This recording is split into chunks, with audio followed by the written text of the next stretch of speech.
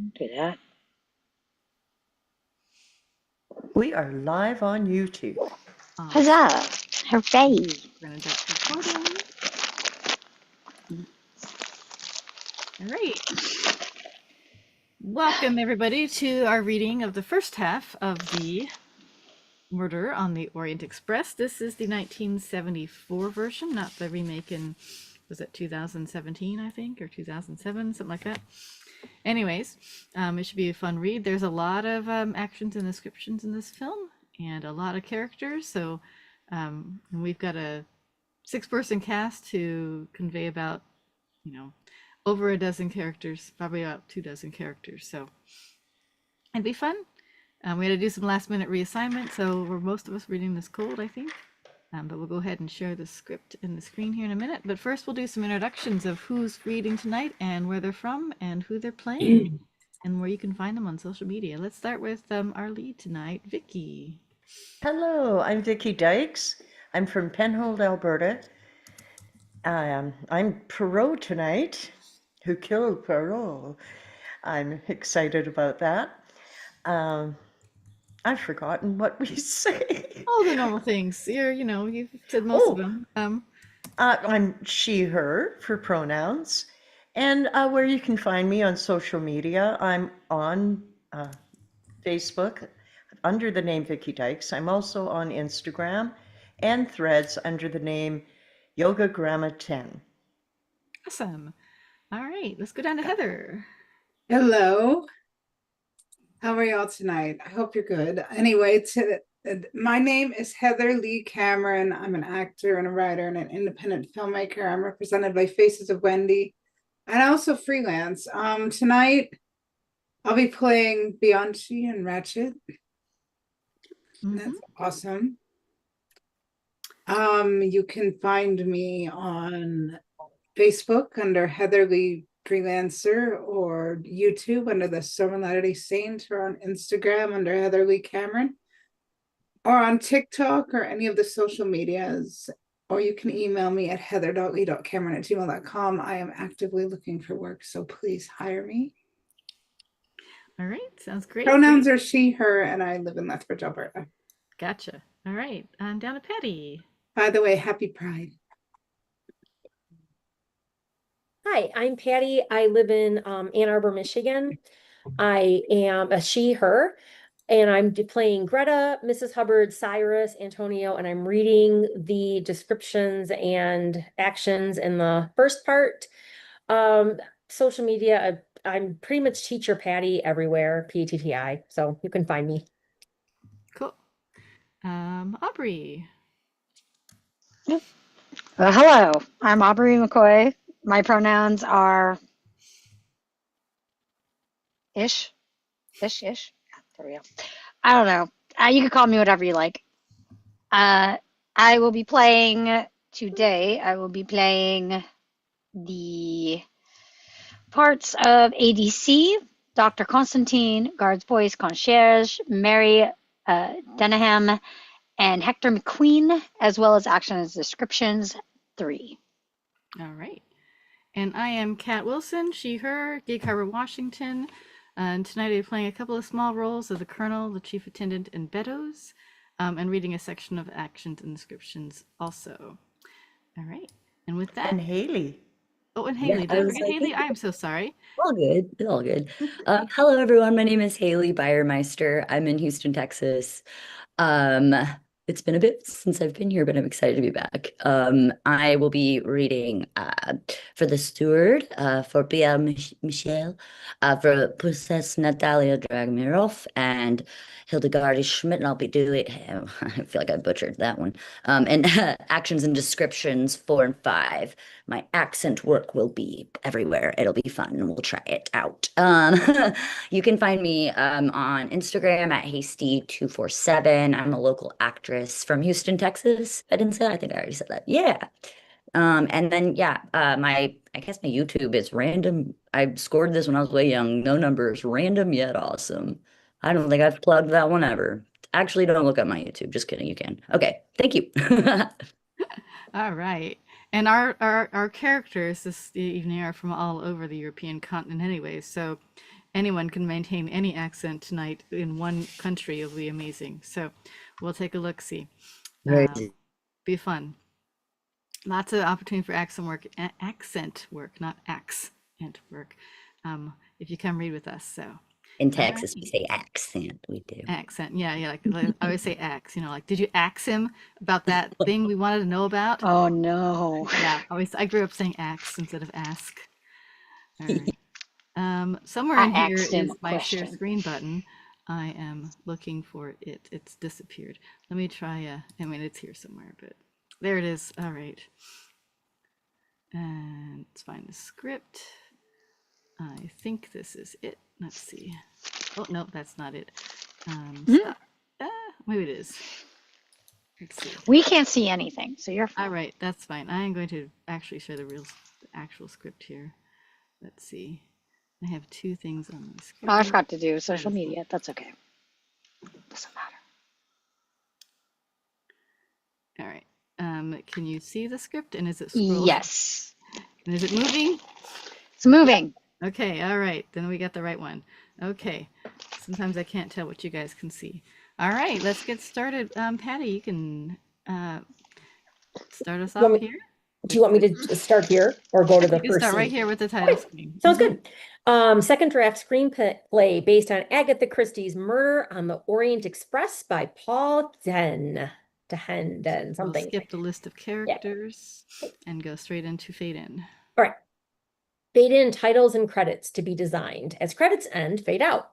No, the post-credit sequence covers impressionistically and in monochrome the kidnapping and brutal murder of a little American girl in the spring of 1930, a year whose decor, costumes, hairstyles, car designs, etc., should be scrupulously observed.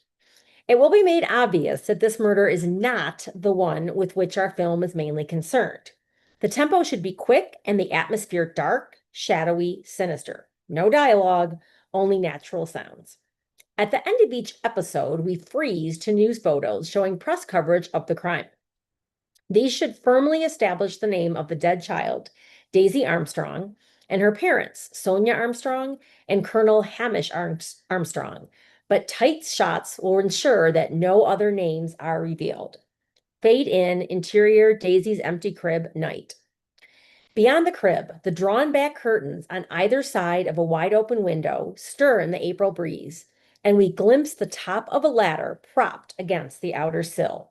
Freeze full shot out of this to press photo, taken in bright daylight on poof, flashlight.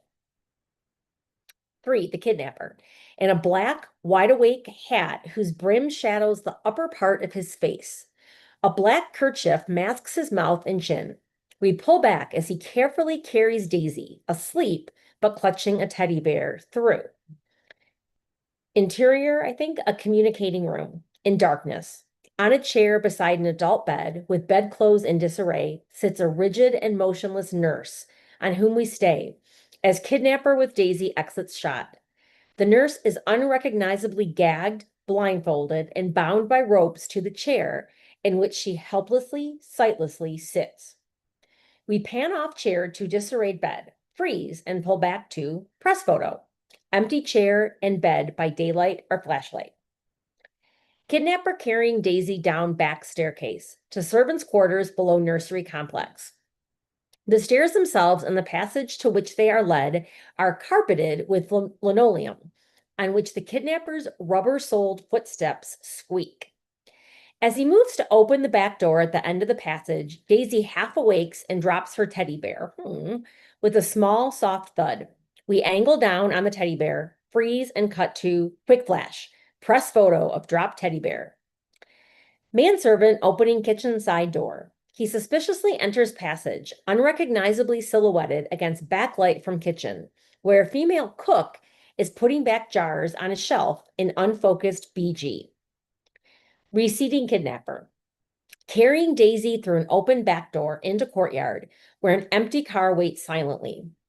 In medium long shot on the far side of the courtyard is a dimly lit gazebo where 2 potential witnesses, a man embracing a maid, are witnessing nothing but each other.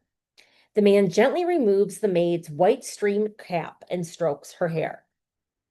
Near inner threshold of back door, manservant has spotted the teddy bear only and stoops to pick it up. Thank you. As he straightens, shot cut to handheld rubber cosh, thudding into the nape of manservant's neck. As manservant falls out of lower frame, we track forward behind a henchman pocketing the cosh, opening a rear car door for kidnapper with Daisy and leaping into driver's seat to start the car, which jerks out of shot. The man and the maid in the gazebo brake and react. Getaway car streaking up drive. As it nears massive main gates, we see the headlight beams of a second off-screen car approaching gates from the highway. Getaway car and chauffeur-driven Cadillac almost collide in gateway, but the getaway car does a screaming right turn onto the highway and begins to recede. Back of chauffeur in Cadillac, just inside gateway, he reverses back on the highway and sets off in pursuit. Cutting between getaway car and gaining Cadillac, at Chase's peak, kidnapper lowers window and aims a machine gun at the Cadillac's tires. 2 bursts. 2 hits. Cadillac swerves and crashes into tree, across which we shoot to include crashed Cadillac in foreground as getaway car receives in background. Chauffeur, unidentifiably, staggers out of Cadillac to see the getaway car vanishing. Small private plane, day. It touches down and taxis to a halt, where reporters and photographers throng. Flashlights explode and cinecameras turn on as a distraught Sonia Armstrong and Colonel Armstrong exit the plane. We zoom to their grief-ravaged faces, freeze, and cut to headline dated April 10th, 1930. Armstrong pays ransom. Cut to huge headline dated April 17th, 1930. Daisy found slain. We hold insert and bring up soundtrack, inexplicably at first, the whining of a cold, bitter wind over special effect. The newspaper headline slowly yellows and mottles with age. The wind is increasing in intensity and peaks over. Time dissolved to insert kid-gloved fingers, proffering a ticket inscribed to M. Hercule Poirot for the Bosphorus ferry boat to Istanbul on December 18th, 1935. Over this, as we absorb the 5-year time lapse,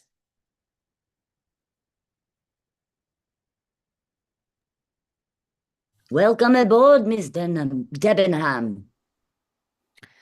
cut to 2-shot, Poirot accepting ticket from ADC. At the foot of the ferry boat's gangway, which signs establish, the young ADC, army greatcoat, swagger stick, is as obviously British as Poirot, waxed mustaches, white silk scarf, velvet collared overcoat, and bowler hat, is Gallic. And here's your ticket for the ferry boat. Poirot, pocketing ticket, sees and admires. Point of view shot, Mary Debenham, age 25 to 30, preceded by Porter. We pan them to head of the gangway where a steward inspects and punches Mary's ticket as Porter proceeds with luggage.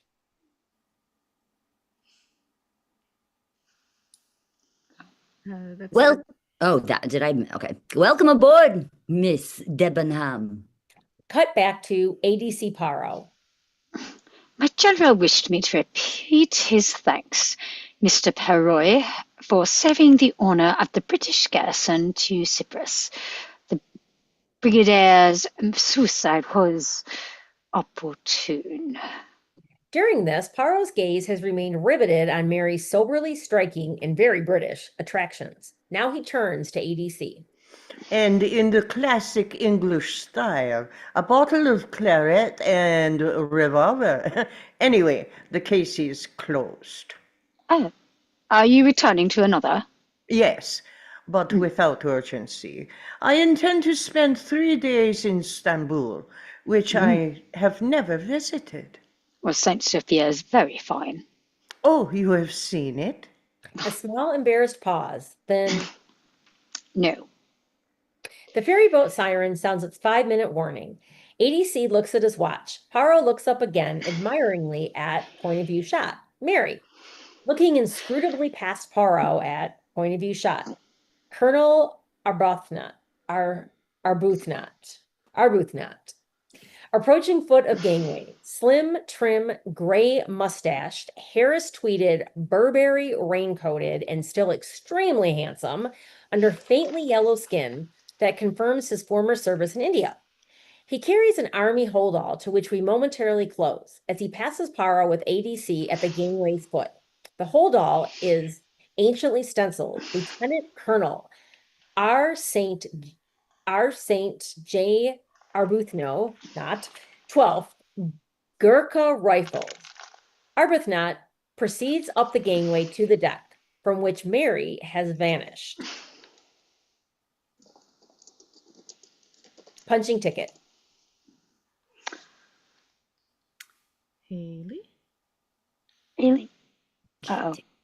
I'm here, sorry.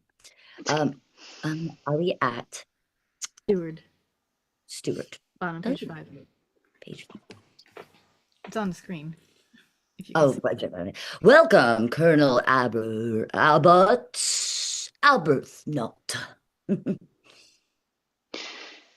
Time for you to go aboard, Mr. Poirot.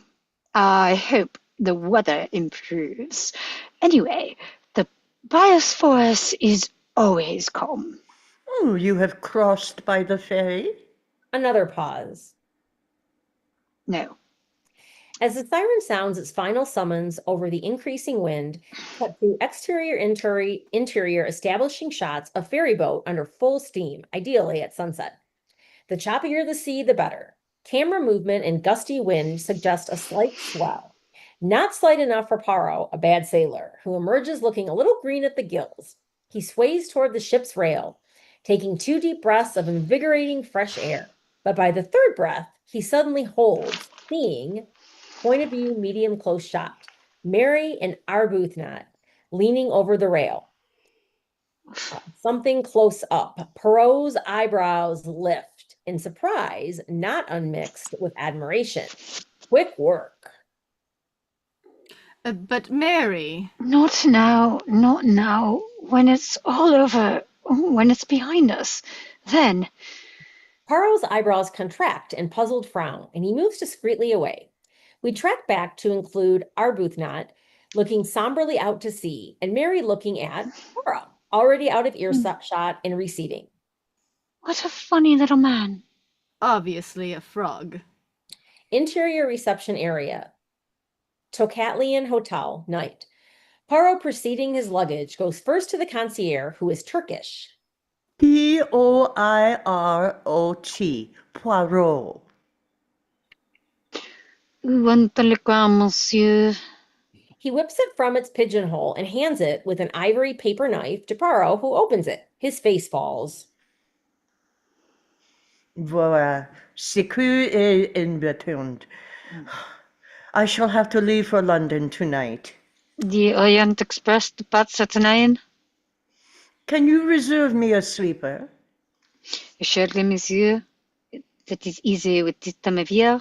The trains are almost empty, first class or second. Oh, first. Even easier.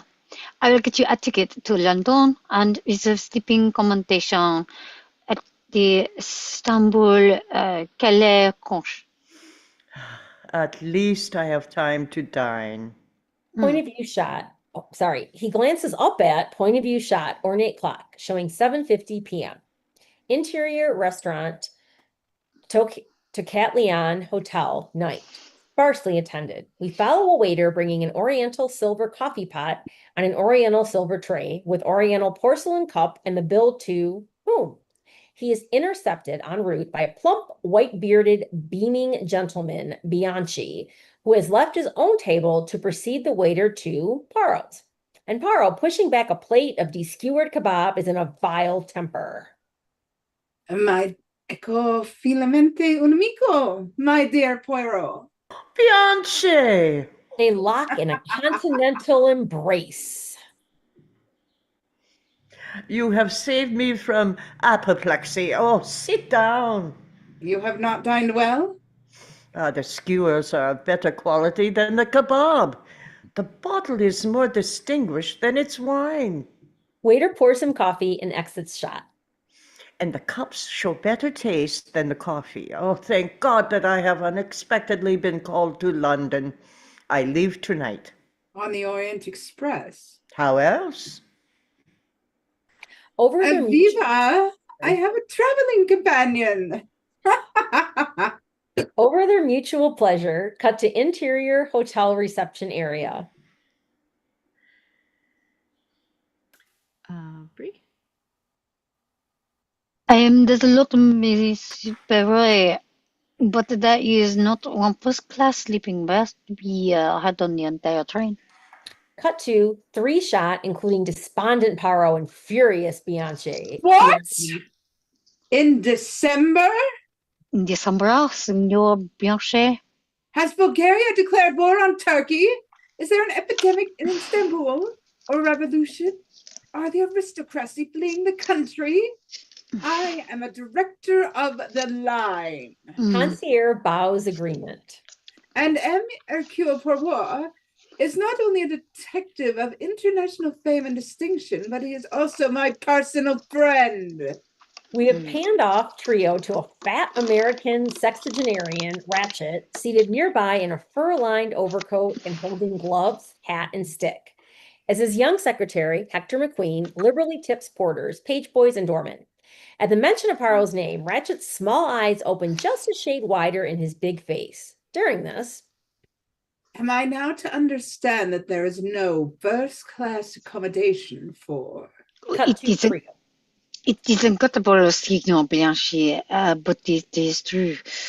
There is no accommodation, even for a personal friend of the director of the line. Courage, my friend. We shall arrange something.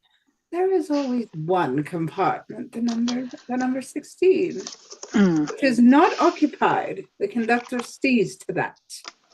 He glances up at low-angle point-of-view shot, clock showing 8:35. Over this, Andiamo! It is time we started. cut to exterior Istanbul station clock showing 8:50. Shot cut to exterior, dramatic low angle, head-on close shot, the engine of the Orient Express, night. A leviathan among trains, illuminated from without by white incandescent platform lamps and from within by red-hot fires, now being stoked, which provide the steam that hisses and swirls from a multiplicity of orifices. One such orifice, like a hump on the engine's back, emits a white steam geyser, which jets to the station roof and triggers off an ear-splitting whistled 5-minute warning to master scene. Embarking passengers preceded by their porters. What could be chaos is turned to order by the deft, multilingual proficiency of the conductor, Pierre Michel, who infallibly routes the rich latecomers to their respective sleeping compartments in the following order. The spectacular Princess Dragomirov of indeterminate age, but ageless beauty, whose chief protections against the cold are a sable coat, a matching toque, I think so you say that, a chenille veil, and a 3-tier pearl choker. She walks with an ivory-handled ebony stick and leans on the arm of her maid, Hildegard Schmidt. Since Russian royalty has always conversed in French, it is correct that Pierre should so address her. Bonsoir, Pierre. La princesse, mes homages. Oh, numero 14. Fräulein Schmidt willkommen. Bet nummer 6. The young Count and Countess Adrani, he handsome, she exquisite, and now smiling, extending to Pierre a delicate hand, which he deferentially kisses. The Count and Countess Adrani are welcome as always. Number 12.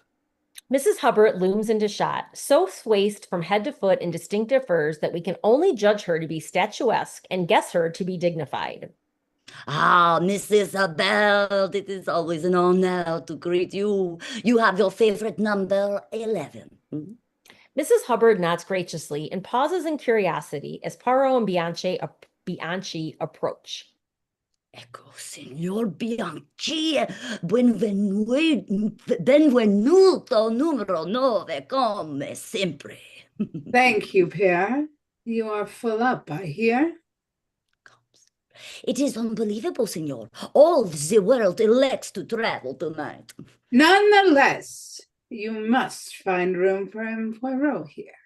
Mr. Hercule Poirot is a famous. His empressement at Poirot's name is succeeded by dismay, doubtless because the train cannot accommodate him. Precisely. He is also my personal friend. Mrs. Hubbard moves on. Off screen, female voice, Swedish accent. I think that's me. Please be so good as to direct. Pierre turns to see Greta Olson, early 30s, clutching her humble, travel-worn suitcase. Fröken Olsen, god afton, place nummer 7. He takes her aside and, speaking inaudibly in the hubbub, points up to the platform. She nods, exits shot, and we pan Pierre back to Bianchi and Poirot as Ratchet, with his American secretary McQueen and British manservant Beddoes, arrive within earshot. My friend has been called urgently to London on a matter of international importance. I have given him my personal assurance that you will secure him accommodation in the coach to Calais. Ratchet has been looking at the voluble Bianchi with growing impatience. Now he turns to McQueen. Hector? Poirot turns to look at Ratchet. Their eyes lock during... But, Signor Bianchi, I have already, Aubrey, you're McQueen. Yep. Yeah, Coach, I know. The upper berth is vacant. One line up. Oh, I apologize. Forgive me, gentlemen, but Mr. Ratchet has reservations and would be grateful if... Ah, Mr. Ratchet, welcome to number 10. Mr. Beddoes, the lower berth in number 1, and Mr. McQueen, the lower berth in number 4. The upper berth is vacant. As arranged. McQueen tips Pierre and exits the shot with Ratchet and Beddoes. This Ratchet has eyes like a toad. Brrr. Come! It is cold. And Poirot can have the number 16, which is always kept vacant. It is taken, Senor, by a hard man. Who is this hardman that you shower with forbidden favors? A Grand Duke, a king, an emperor, a god? Even well, Senor, an American. Bianchi raises clenched fists to heaven.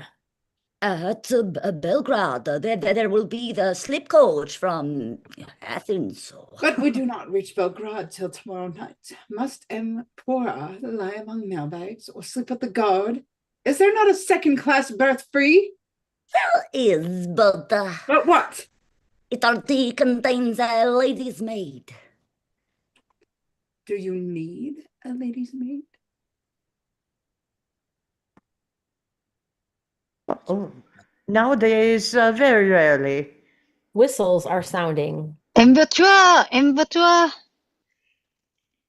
Then, as a director of the line, I command you to place M. Poirot in what we know to be the empty berth above Mr. McQueen's number 4. At least you will get 2 tips. Cut to Porter, wheeling Poirot's luggage along platform and passing a metal plate affixed to train side labeled Istanbul, Trieste, Calais. Interior corridor of still stationary train, Pierre preceding Poirot. Progress is slow because many passengers are standing outside their compartments. Poirot's thanks consist largely of doffing his bowler hat. Number 16's door is shut. Outside number 15, Colonel Arbuthnot flattens himself against the corridor window as Poirot passes. Perfunctory recognition is mutual. Number 14 is shut. Outside numbers 12 and 13, the handsome Count Andreni removes an affectionate arm from the waist of his pretty young wife to give Poirot place.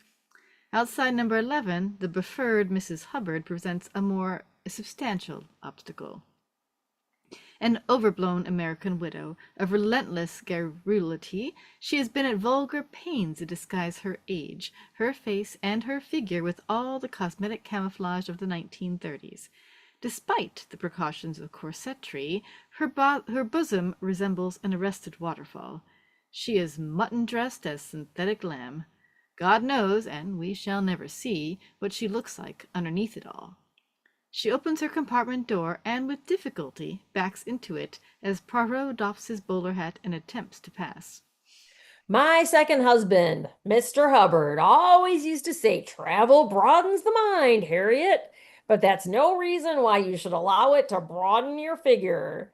So in the end, I gave up candy and cream cakes and pastries and starch and so on, and now I'm half the weight I was. Well, nearly half, though my only daughter, Belinda, called after my middle name, always says, Mom, if you even breathe, you put on 4 pounds. Such a lovely girl. When she lets down her hair, it drops right below her knee. Indeed, madam. From where? She pauses uncertainly, and Poirot thankfully passes the door of number 10, which is open. Ratchet, already dressing-gowned and finishing his cigar in an easy button-back chair, again momentarily locks speculative eyes with Poirot. From the doorway of number 9, Bianchi gives an exhortatory wave. Persevere, my friend. It is the last compartment but one. Pierre proceeds Poirot across the threshold to the less opulent second class. Outside the closed doors of berths 7 and 8, Mary Debenham gives place to Poirot and Pierre and to Poirot, who looks puzzled. Ought not she and Abernaut to at least be in the same class and nearer together? Mary merely looks through him. The doors of berth 5 to 6 is shut. Doubtless it houses the German lady's maid. Pierre knocks gently at the door of berths 3 and 4, and as it opens, we cut to a close shot of Hector McQueen confronting Poirot in the doorway. He looks somewhat dismayed as Poirot makes to enter.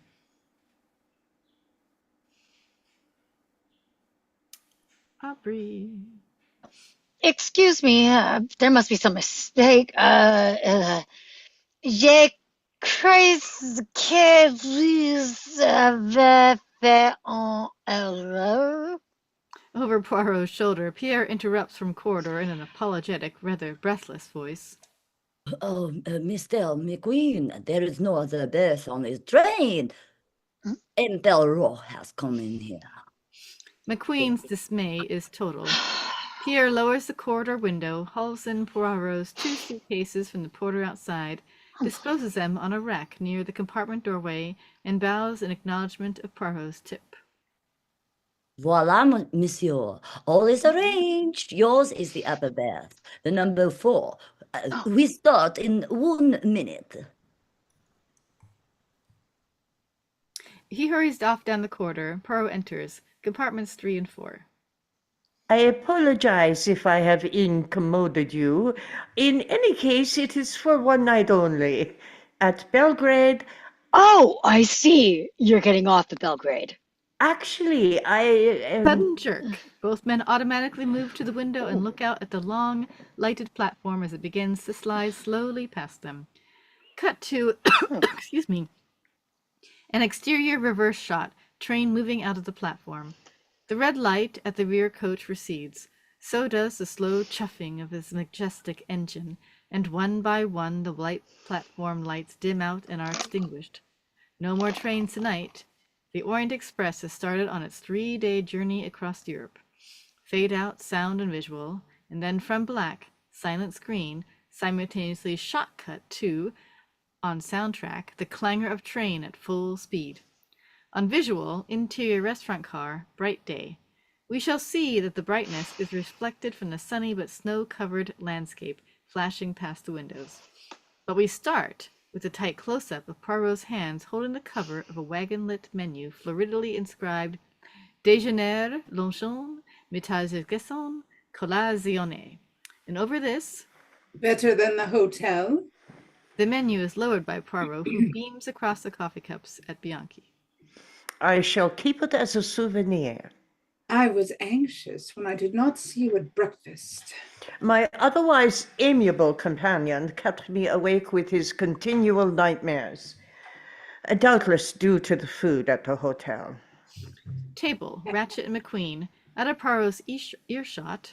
Hector, I ordered 3 Islamic 13th century perforated pottery bowls and 6 beakers. They delivered only 5 beakers. and one of the bowls arrived chipped, which it was not when I paid for it. Through the nose. We must send a telegram from Belgrade. Yes, Mr. Ratchet.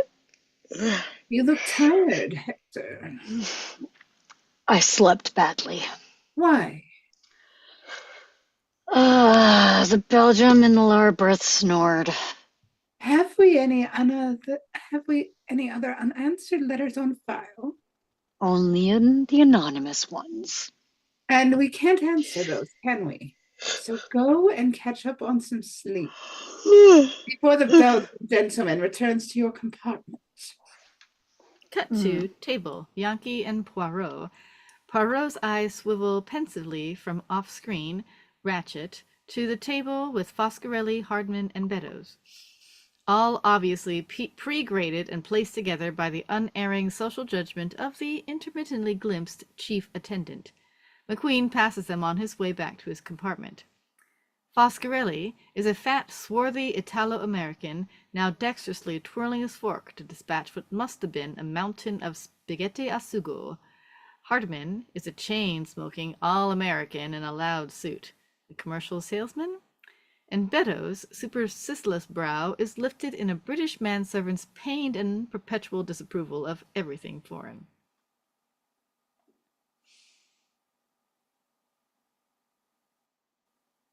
Patty, that's you. Oh, I'm sorry. I'm Hardman? Mm-hmm. Oh, I didn't. No, I'm sorry. So, it says on my list here. Maybe I got it wrong. My name's You Hardman. are. Call me Dick.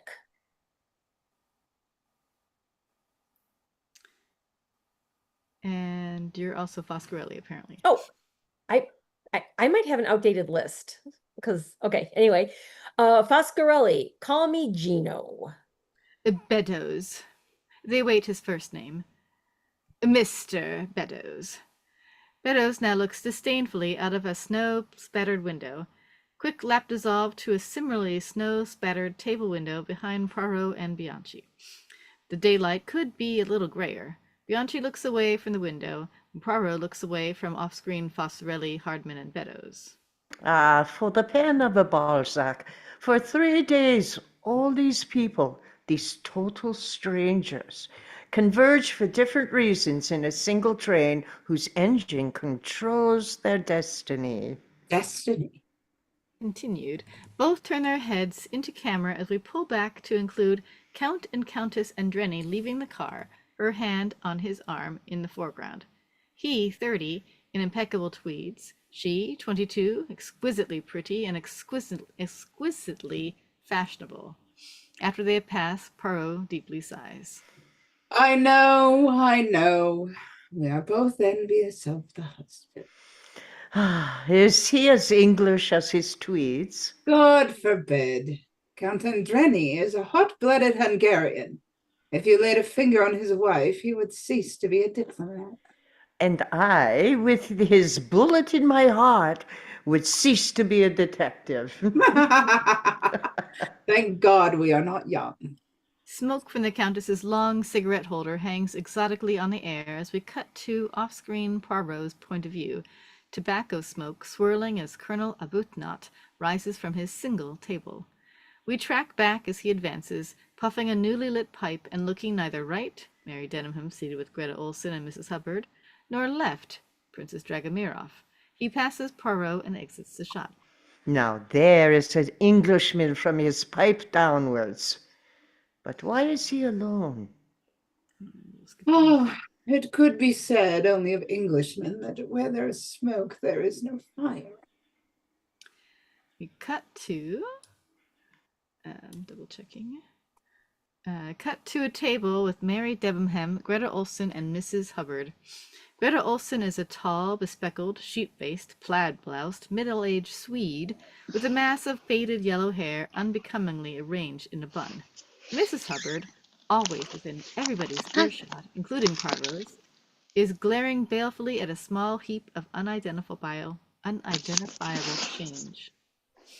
My daughter always said to ask for change in sterling or at worst dollars. So for Pete's sake, what's a dinar? It is, how do you call it? The currency? My daughter also said, take a book of food tickets, Mom, and you'll have no problem. No problem at all. Now that just isn't so. First, there's this 10% tip. 5 would have done the steward more than justice. And second, I think Miss O'Soon has a headache, Mrs. Hubbard. Would you forgive us if I went back to our compartment? willingly, if you must. We follow Mary and Greta past Poirot's table, and at last Mary gives Poirot a dry little nod of recognition. Greta is too shy to. As they exit shot, Bianchi, with a look of growing consternation, struggles from the corner seat to his feet. In the name of charity, release me. Mrs. Hubbard is upon us. Oh.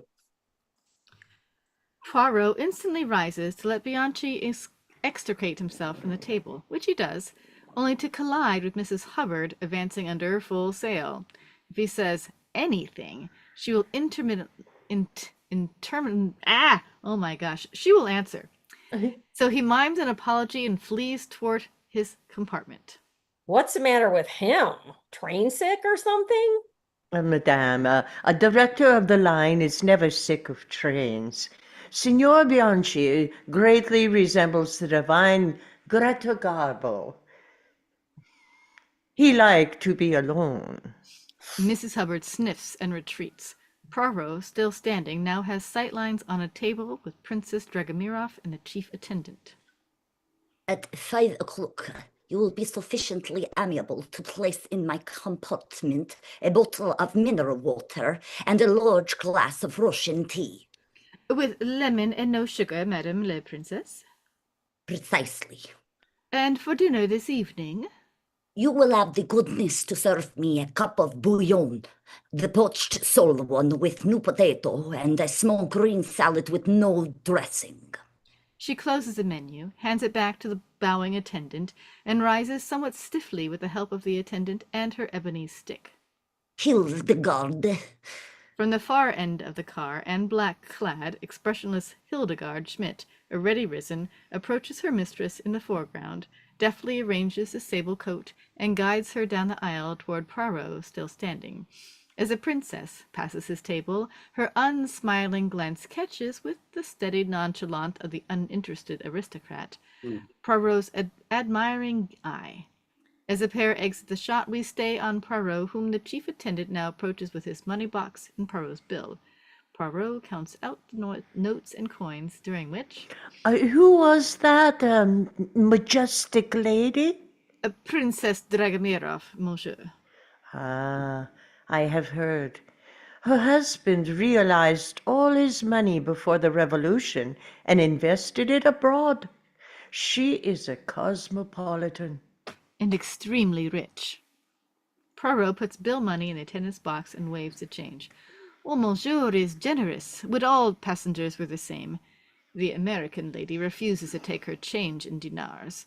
I must try to accommodate her in what? Coca-Cola bottle tops.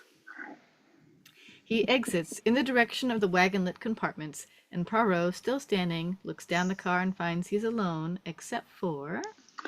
POV's shot, zooming down from Poirot's unobstructed eyeline to MCU Ratchet. Across these empty tables, their eyes look for the fourth time. Then Ratchet ponderously rises and, smiling with his lips but not his eyes, ambles slowly up the aisle towards Poirot, who remains standing. Can you oblige me with a light? Poirot hands him a book of wagon-lit matches, which Ratchet takes, and after a pause, pockets unused. My name is Ratchet.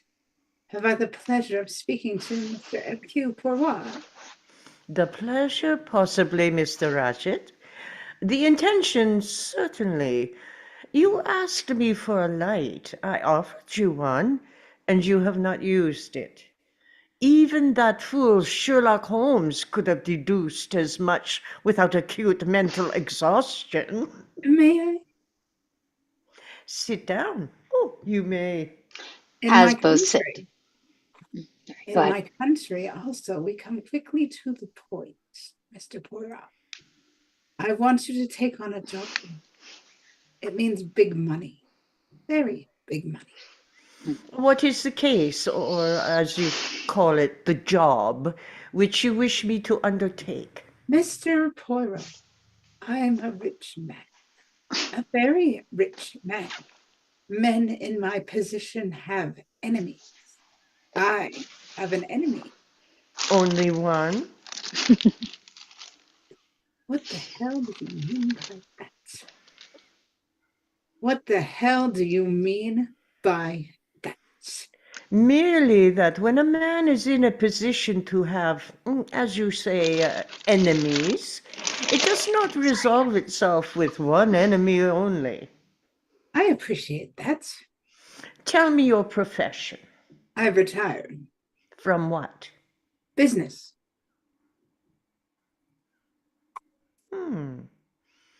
What sort of business? Baby food. Perot's lips form an O of surprise, as even the train emits a short, high, astonished whistle. It doesn't matter. What matters is my safety. Safety? My life has been threatened, Mr. Poirot. Anonymously, of course. My secretary, Hector McQueen, can show you 2 letters on file. I can also show you this. This is a small automatic. He toys with it idly during. I towed it around by day. I sleep on it by night. Mr. M. Poirot, $5,000. No. 10,000. No. 15.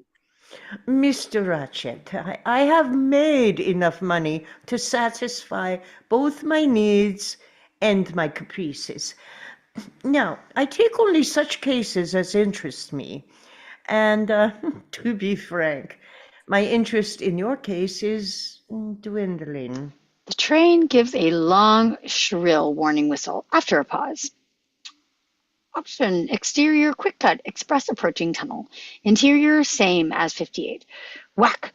Darkness slaps down on the dining car, except we tilt up for a weak, pale blue permanent ceiling light, which is itself obscured by train smoke drifting in from a barely open window crack. We stay on the blue light as the rhythmic sound of the wheels redoubles and reverberates for, say, 10 seconds. Dang, dang, dang, dang, dang, dang, dang, dang, dang, then thwack! Again, as the dining car clears the tunnel into gray daylight, we see that Perot is sitting alone. We tilt up to restaurant car clock showing 3:15 p.m. and cut to exterior, big lighted clock face showing 8:52 night. We fade up, change sound effects, and tilt down from the clock face to platform sign establishing Belgrade Station. Across the sign hustles Perot, muffled to the eyes in the intense cold with the French newspaper under one arm. We pan him past McQueen, standing with the text of a telegram, doubtless about Ratchet's Islamic pottery, to a post office courier, and pan as Perot approaches wagon-lit door of train, where he is accosted by Pierre. Perot, I am transferring you to your suitcase is to number 9, the compartment of Signor Bianchi, who has moved further down the platform. I'm indicating to the Athens coach. Oh, such generosity deserves my thanks. Perot strides towards Bianchi, heavily muffled outside the Athens coach, where couplings are even now being checked by line engineers. You should not have put yourself to the inconvenience. My dear friend, it is more convenient like this. You are going to England, so it is better that you stay in the throw coach to Calais. As for me, I am very well here. This coach is empty except for myself and one little Greek doctor. It is most peaceful, though the weather, I fear, is not. Exterior platform.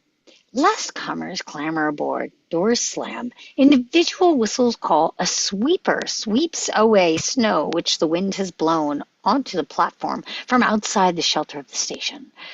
Different angle from SC-41. Engines hump, jetting stream.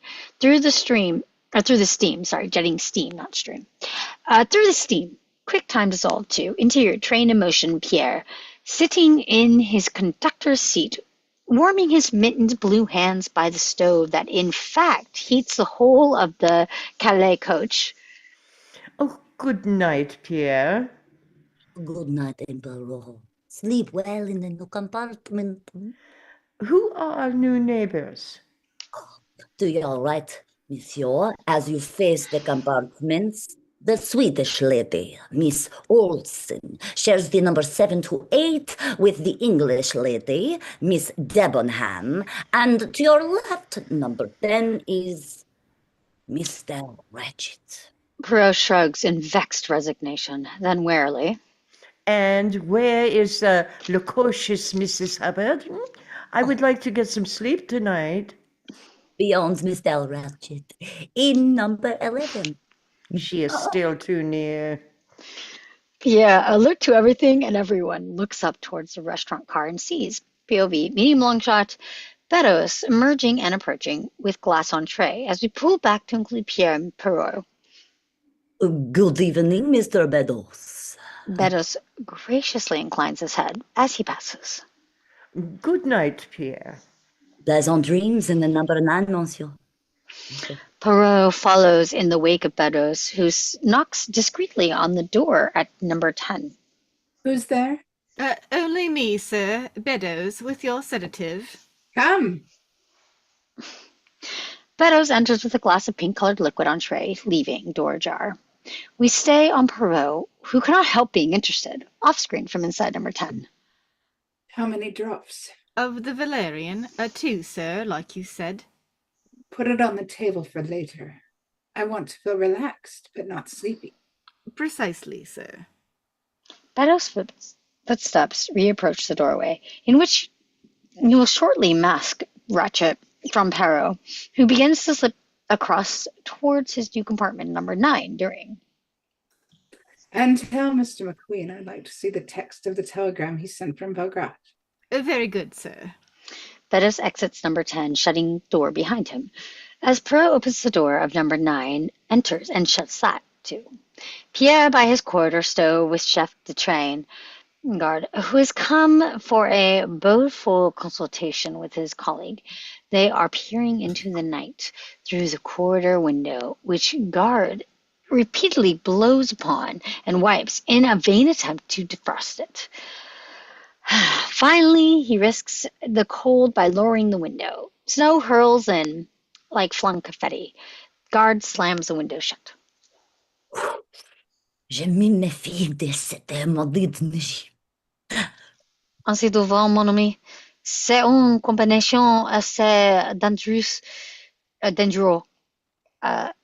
Espérons que nous ne serons pas retenus.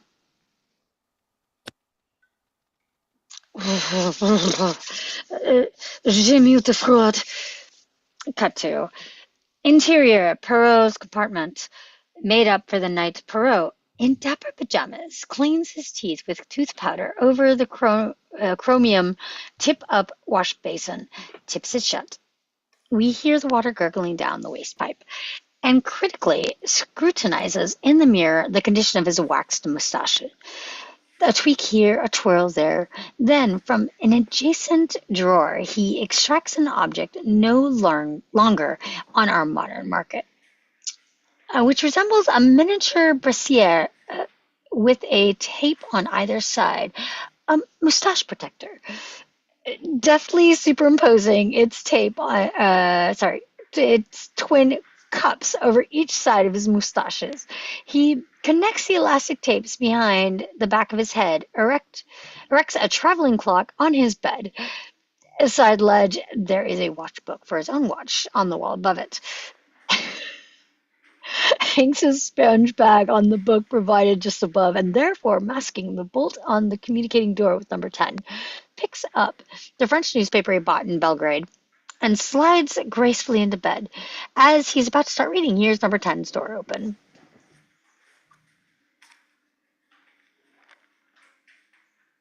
Good night, Mr. Ratchet. Good night, Hector.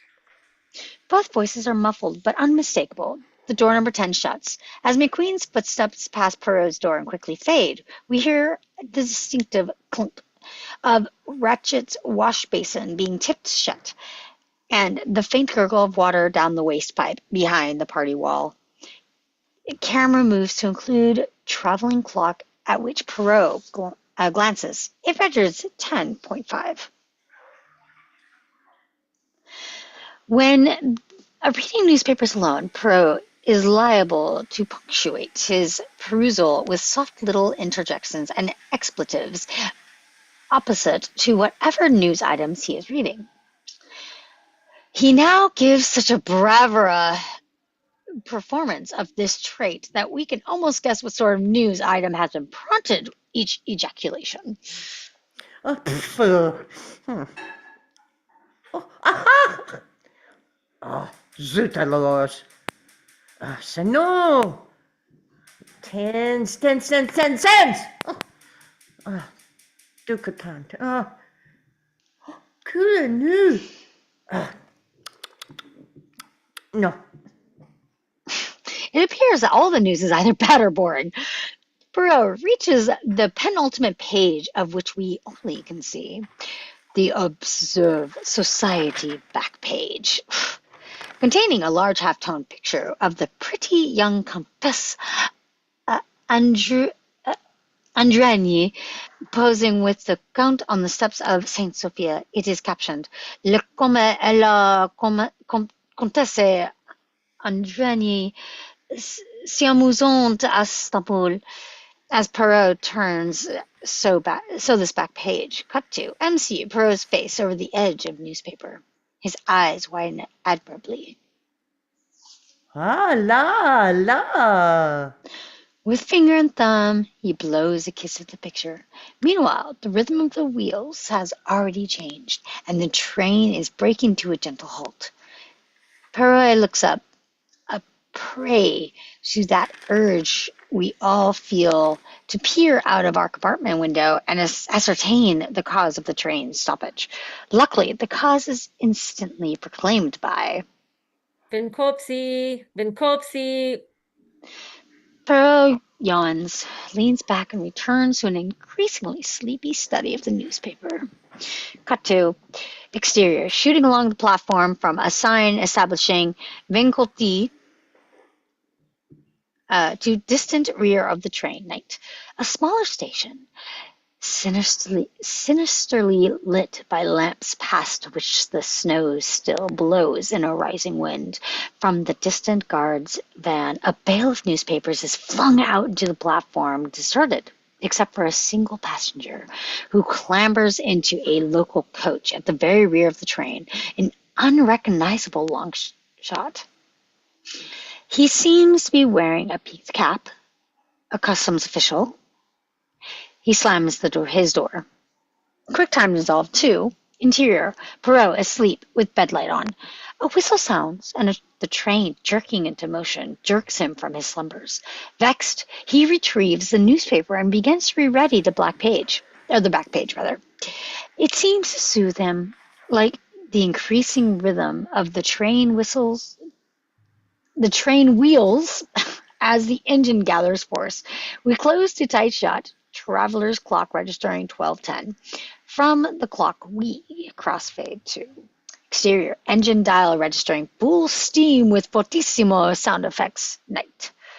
We pull back to include driver lifting his eyes from the dial to the line ahead. Cut to exterior, low angle, frontal close shot. The engine's upper half. Night. Battling thunderously through the driven snow that scuds across the light of its headlamps, which can be out of frame. Quick atmospheric cuts. The fireman stokes. The red flames roar.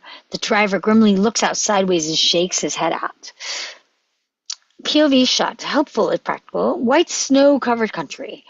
whose low hills as the train pass. Sorry, let me say that again. Whose low hills as the train passes seem to undulate up and down, up and down. Cut back to interior, similarly angled shot where newspaper undulating on sleeping Perrault's face. The newspaper rises and falls to Perrault's snores, which are as regular as the rhythm of the wheels. The bed light is on, or is still on. Cut to interior, darkened, number 9 Perrault night. He is sleeping peacefully with the bed light off and the newspaper on the floor as the wheels of the train break increasingly slowly to a smooth halt. Silence for long enough to make us sure that something is going to happen. It does. The darkness is suddenly rent by a deep groan which rises rapidly to a cry of stark, unadulterated terror. Perrault, awake in a flash, switches on the bed light. At the same moment, the ping of the pressed bell sounds from the outside very near. Perrault slips out of bed, slides to his door, and holds it slightly ajar as, from Perrault's POV, Pierre hurries down the corridor towards camera and taps at Ratchet's door, above which a light is shining. No answer. Pierre knocks more firmly. Ping! A second bell rings. Pierre glances over his shoulder at, from Pierre's POV, another light showing. An over unidentified door further down corridor. He knocks louder on Ratchet's door.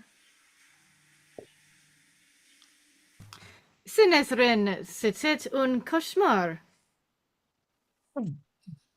Bien, Ratchet, may you now have pleasant dreams. He scurries off to the second door light as Perrault, also relieved, re-enters his compartment and sits on the bed. The traveler's clock registers 12:37, but this time some instinct persuades Perrault to compare the time with that of his pocket watch, which he removes from its hook above the bed. It also registers 12:37, and suddenly Perrault realizes that for the first time in the journey, the silence is so complete he can hear the traveler's clock this weekend ticking. C'est le silence de mort. He slips off the bed again to peer at the compartment window, but it is frosted up. He takes his strap and lowers the window an inch. Snow swirls into the compartment, and he tugs the window shut. Mon Dieu, quel noir! He runs back to the bed, switches off the light, and buries himself in the warmth of the blankets. Interior Athens coach corridor, Pierre.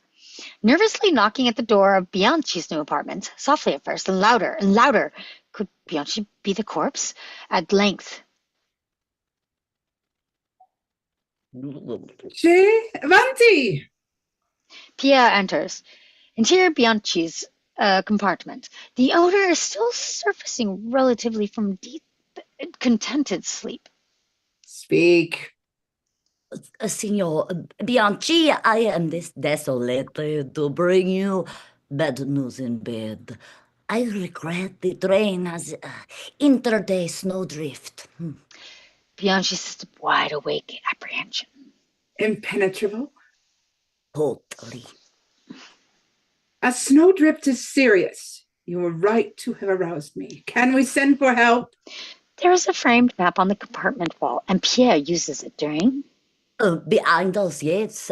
Someone can go back to Vinkovsky, a signal box, but that would take... A week in this weather, and he would arrive dead. No. Help must come not from behind at Vinovici, but from ahead at Broad. When the station master at Broad sees we have not arrived, he will send help. Tell the passengers I will make a personal pronouncement after breakfast. And Pierre. Signor. We have a crisis, and I must face it like a man. Fetch me a glass of mineral water. With the... In which you have inserted 3 measures of brandy. Interior, Calce coach, Perrault in bed night. Tick, tick, tick, tick, tick. He cannot sleep, tossing from side to side. He hears Ratchet moving about next door. A click as he pulls down the wash basin. The sound of the tap running, the splashing noise, a clink as the basin is tipped shut again and the water gurgling down the waste pipe. There's silence. in which Perrault tries to compose himself.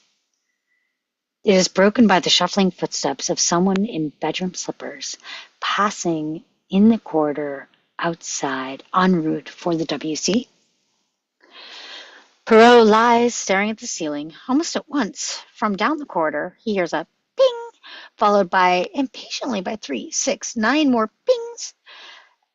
Whoever it may be is keeping his or her finger on the bell push. Perrault irritably switches on the bed light and glances at the traveler's clock. 1:15. Suddenly, with a rush, running footsteps echo up the off-screen corridor, presumably those of Pierre, who knocks at a door not far from Perrault. We hear it close again, followed by an altercation between a soothing Pierre and an outraged Miss Hubbard. Interior Mrs. Hubbard's compartment. Mrs. Hubbard is very loud. There's a reason for this. So now there's a man in my room. Do you want me to go out again, madame? No, you idiot. I woke up in the dark 3 minutes ago and there was a man hiding in this compartment. I sensed it. Then, well, could he hide? And how did he get in and out? What's more is I know who he was because I absentmindedly nearly walked through his door earlier this evening. Oh, well, leaving the door bolted behind them on your side? Madam, said this Mr. Ratchet, if you'd done that 30 years ago, I'd have said, come in. 30 years ago. Why, I'd only have been 9. The man's a baby snatcher. Perrault rolling his eyes sleepily, resignedly. I should have sensed it.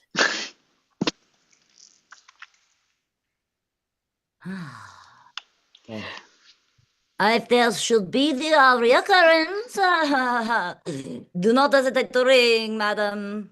The door number 11 shuts. Pierre's footsteps recede.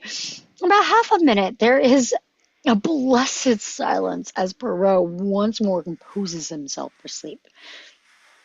Then, without warning of footsteps, a tremendous thwack on Perrault's door, as though someone had jammed it with a sandbag. Perrault leaps out of bed like an infuriated jack-in-the-box. Enfant, c'est le comble. He flings open the door and, confronting nothing and no one, looks right along POV shot, the dim lit corridor. Some ways down, a figure with her question mark back at us recedes toward the WC wearing a white kimono with a red dragon on it. Oh, with red dragons on it. Perrault swivels to look at corridor opposite end. Pierre sits placidly on his little seat by the stove, making entries on large sheets of paper. Everything is deathly quiet. Perrault simultaneously tapping and shaking his bemused head. Eventuellement, j'ai une crise de nerfs. He re-enters his compartment and shuts the door. We pan off door to note that the mysterious kimono figure is now disappeared. And from the darkness corridor, we cut to Interior. Pierre at his seat in FG. Bright day. Oh, and what does FG stand for real quick? Foreground. Foreground. Love it. Never learned that one. Okay. The brightness is reflected from the snow drifts now clearly visible from the cleaned and defrosted corridor window beyond him. The train is still stationary. Beddoes approaches from far background, bearing on a tray of glass containing a fluid the color of Emanatio Cherie. He knocks discreetly at the door at Ratchet's number 10. No reply. Oh, no reply. He knocks again, louder. It's Beddoes, Mr. Ratchet, with your pick-me-up. Silence, except that we become vaguely aware of the muffled whining of the wind somewhere. Your amber moon, Mr. Ratchet. In background, Pierre looks up from his seat. Beddoes tries the door. It doesn't open. He rattles it. It's locked.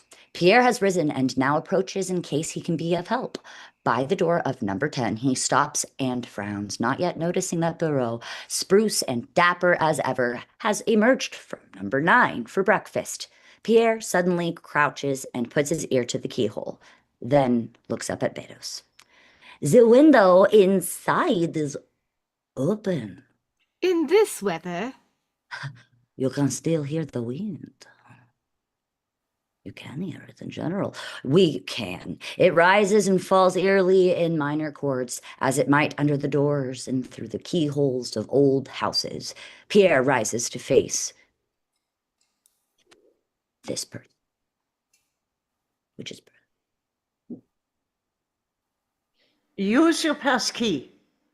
Pierre produces his passkey, inserts it, and turns it.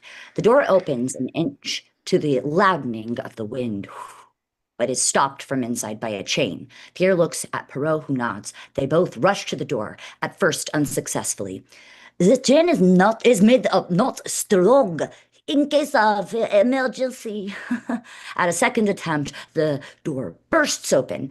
Let us double or treble the volume of the wind here, so that it howls like an air raid siren to convey not only its actual sound, but the psychological effect on the 3 viewers as we cut and zoom to POV shot, frontal, medium, close-up, Ratchet's corpse.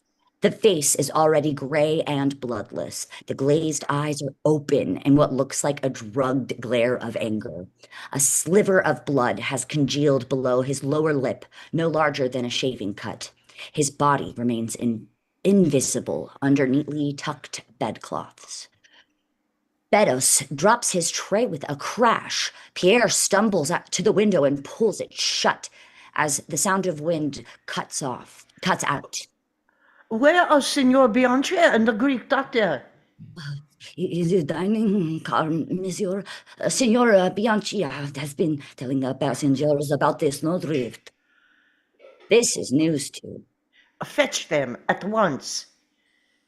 Cut 2, dining car.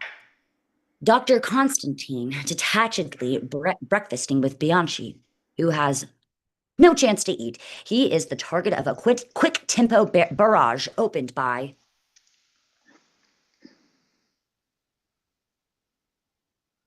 the very Scottish Arbuthnot. Is this Abernoth? Yeah, Abernoth is, I thought was Patty, wasn't it? No. No, is it Haley? I don't know. You, Aubrey. Was it me? I swear it wasn't me. Okay. But can't you tap the telephone Oh, wires? no, I'm sorry. It's me. I lied. That's what, okay, I thought so. I was like, wait, okay.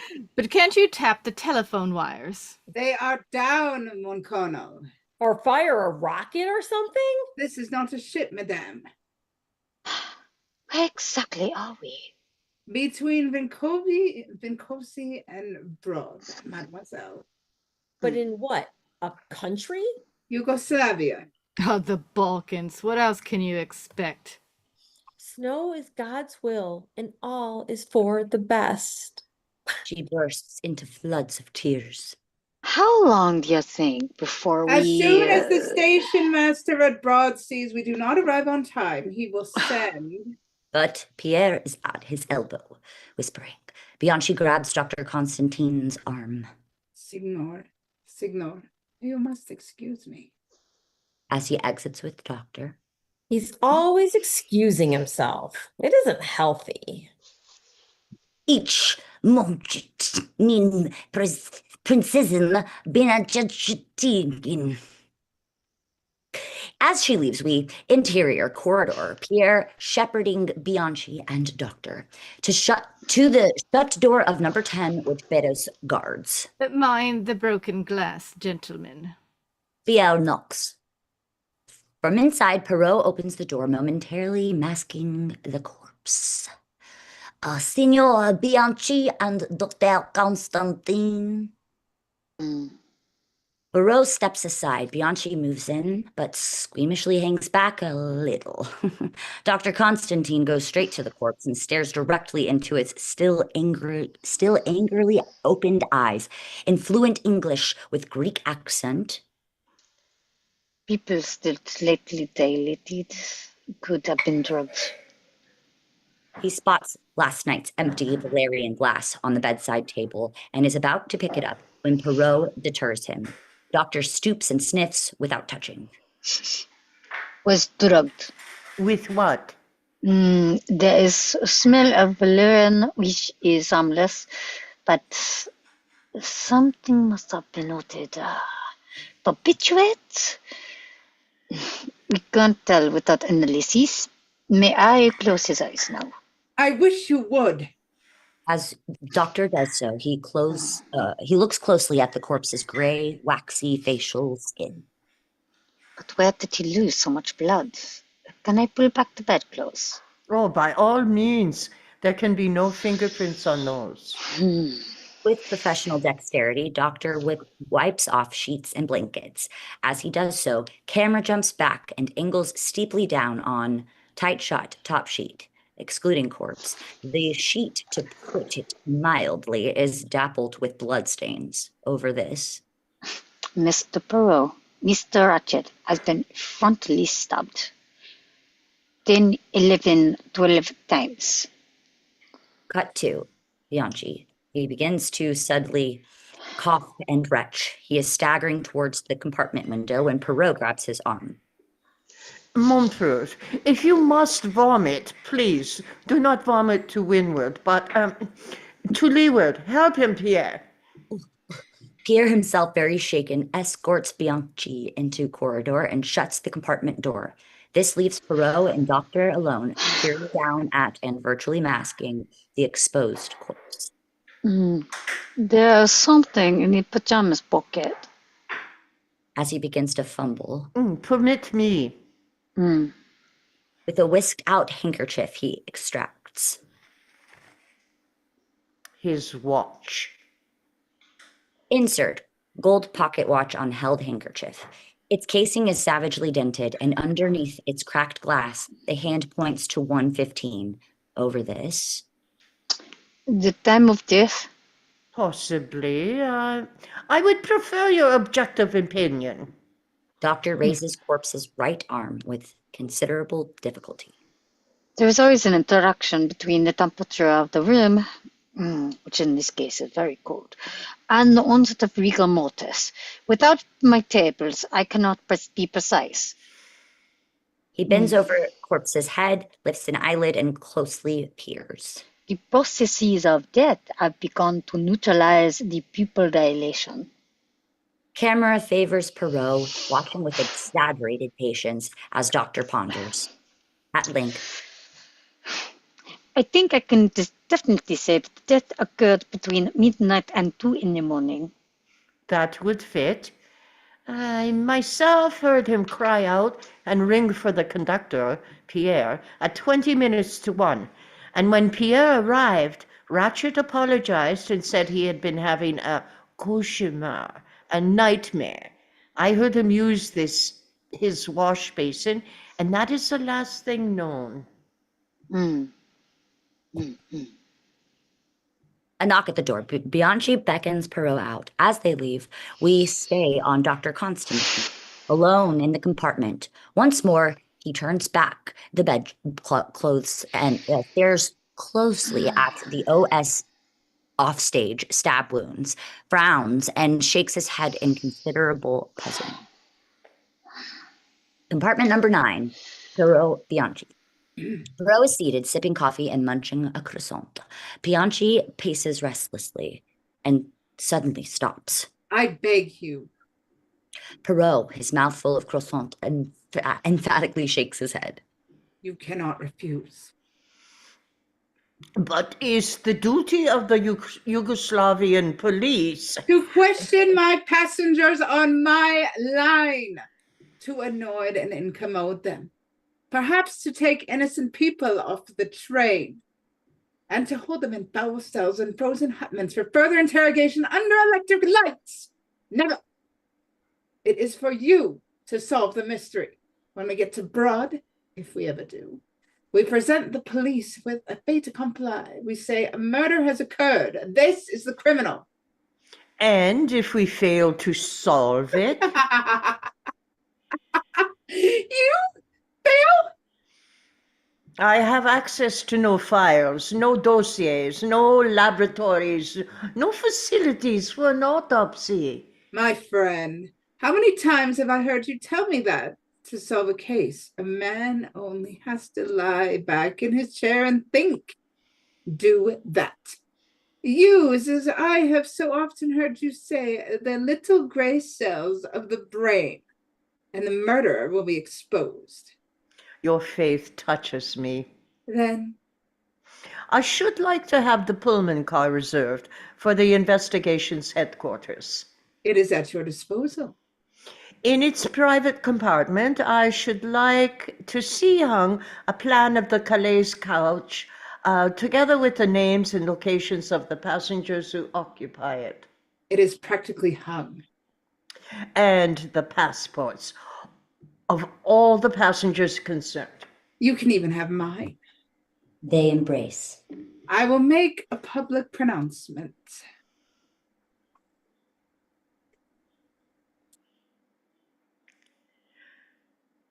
What other passengers are there on the train? In the Assange coach, no one but myself and Signor Bianchi. Behind that, only the local coach, which need not concern us. Why not? It is locked every night after dinner. Then presumably whoever locked it could have unlocked it. Nonetheless, I agree with you. Professionally, we must concentrate on the Calais coach. Well, in my amateur opinion, is the murderer is with us now. Dining car. All passengers present with Bianchi, who has been fending off most of them. Patience. Hubbub, banging his fist on the tabletop with maximum impatience. Patience. You will all be called to give your views on to M. Poirot in M. Poirot's own good time. It is not a good time. It is a bad time. God's laws have been bust. Thou shalt not kill. And why wasn't I called at once, Signor Bianchi? After all, I was his nearest. And I was nearest to his murderer. Sensation. Even Pierre approaching from Wagonlet's corridor halts in his tracks on the dining cart's threshold.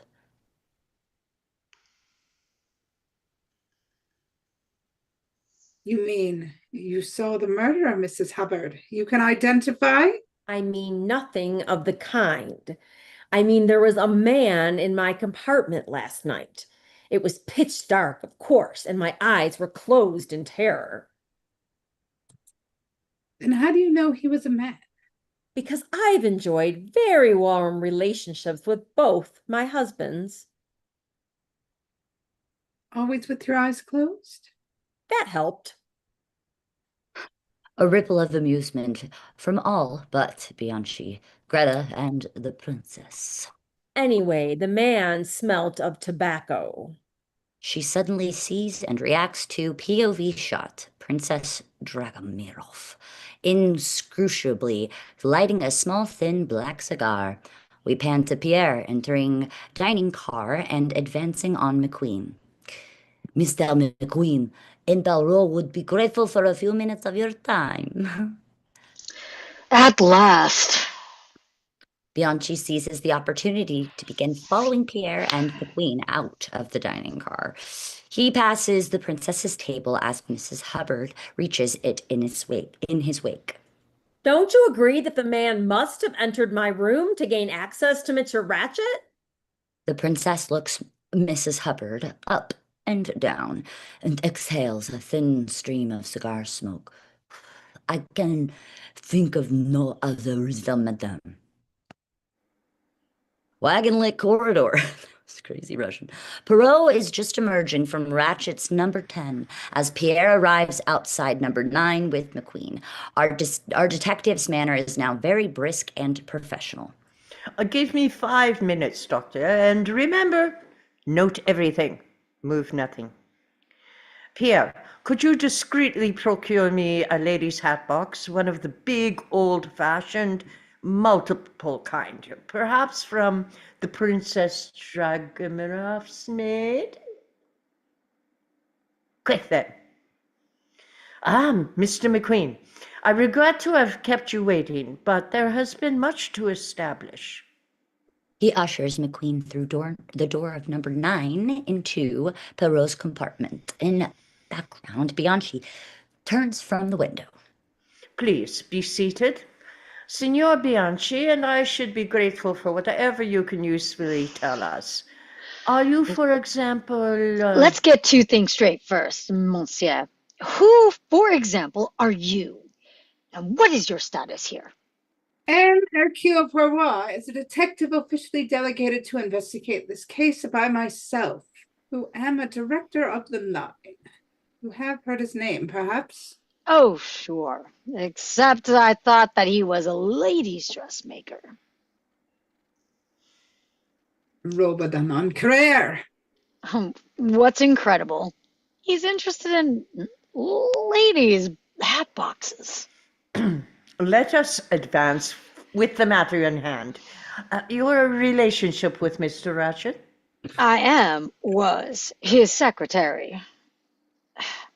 And that was all.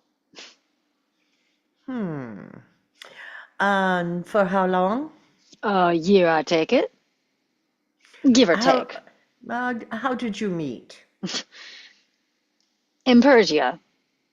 He was collecting Bergen pottery with considerable success, and I was trying to collect oil concessions with so little success that I went bankrupt. He offered me a job. I took it. And since then? We traveled about. He was hampered by knowing no languages. I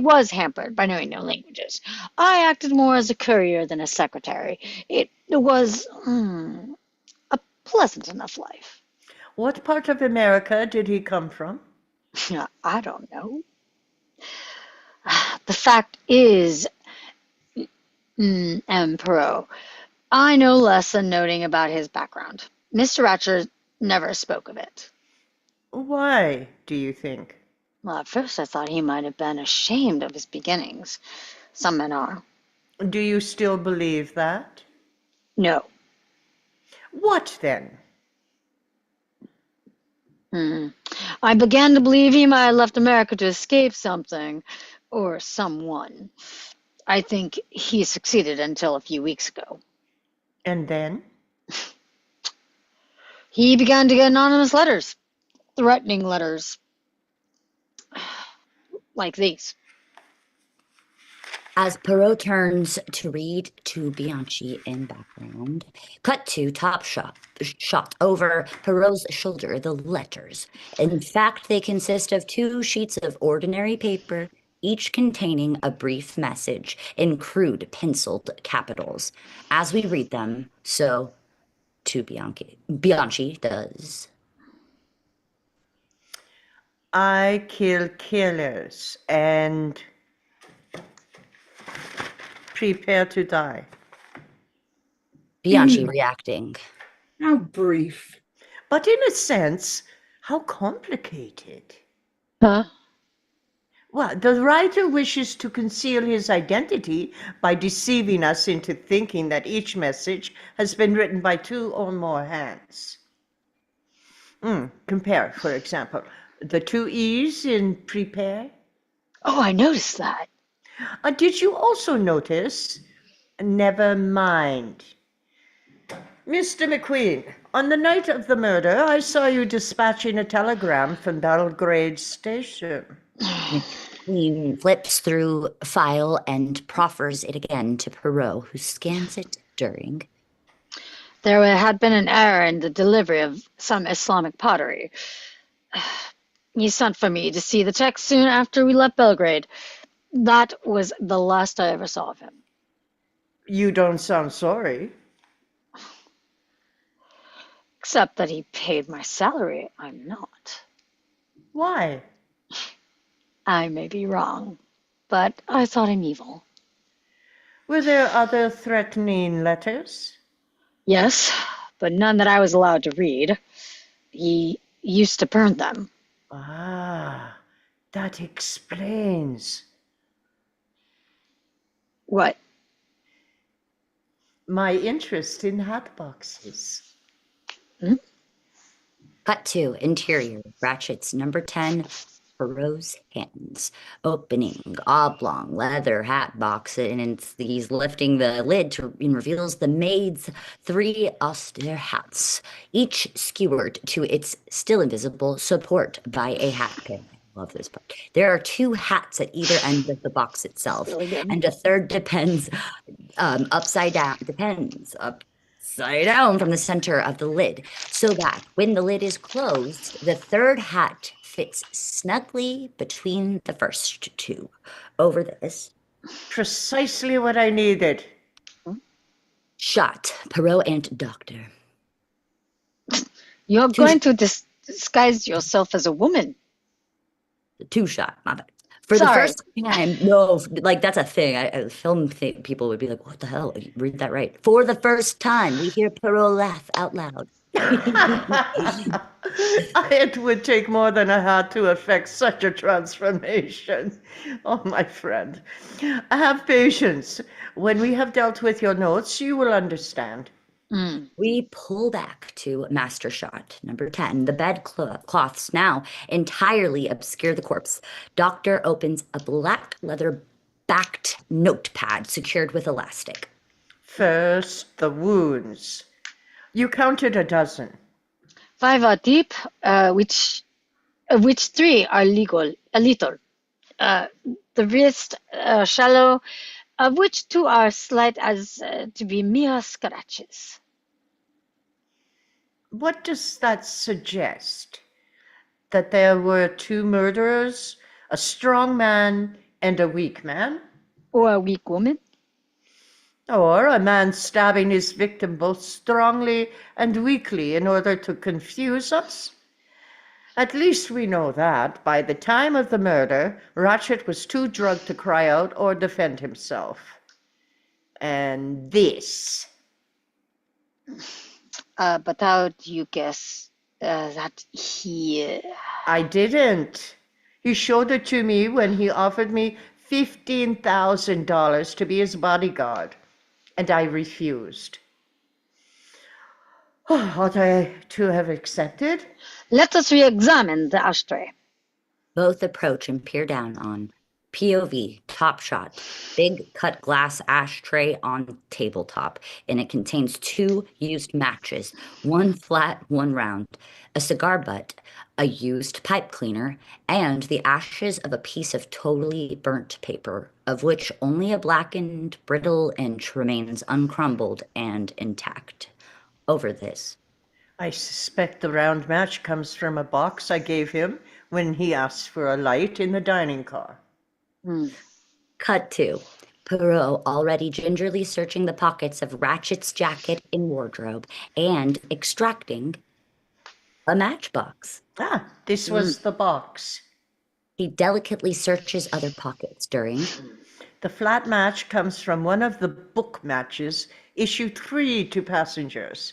So a visitor must have used his or her own book of matches to burn the piece of paper in the ashtray. Doctor has already begun an intensive search under chairs, tables, etc. for the missing matchbook during this. Perhaps the owner of the pipe cleaner. Perhaps indeed. Or perhaps the cleaner was planted to incriminate the smoker. I have observed only 1 pipe smoker on the coach. But there may be others. If so, Aha! you have it? No, I have something else. He proffers. Insert a lady's crumpled handkerchief. Changes hands over this. With the initial H. Master shot. That should not be hard to identify. I wonder. Christian name or surname? We must wait till we see the passports. Doctor, there are too many clues in this room. Let us now deal with what I hope will prove to be the last of them. as he moves to the dressing table. Oh, the burnt paper. Precisely. Bring me the hat box. Perot opens the attaché case, which he has previously placed on Ratchet's dressing table, and takes out a pair of curling tongs and a small spirit lamp whose wick protector he removes. I'll use them for the mustaches. But what have your mustaches have to do with? Perot lights the spirit lamp and from the box carefully removes first 2 hat pins and then 2 hats. Each hat has been supported by 2 beehive-shaped lumps of the sort of wire mesh one uses for arranging flowers. He now flattens out one of the humps with the tongs, delicately places the intact inch of blackened paper on top of it, and then he flattens the other hump and gently, cautiously places it on top of the first, so that the paper is sandwiched between the two. During all the above, You observe, my dear doctor, that I am not one to rely upon the sophisticated scientific apparatus. It is the psychology I seek, not the fingerprint, but the print of a human soul. he gingerly picks up the wire sandwich with the tongs. However, at this point, I would welcome a little scientific assistance. We move in very close as he begins to heat the sandwich over the spirit lamp. He and the doctor peer tensely down on special effect POV top shot, the sandwich. Slowly, the wire of that sandwich begins to glow. Then, so does the blackened paper on whose surface we see, as though in capital letters of fire, AZ arms over this. Observe, memorize. You are my only witness. Cut 2 shots. Perot, doctor. ASSY space ARMS. Right. But what does it mean?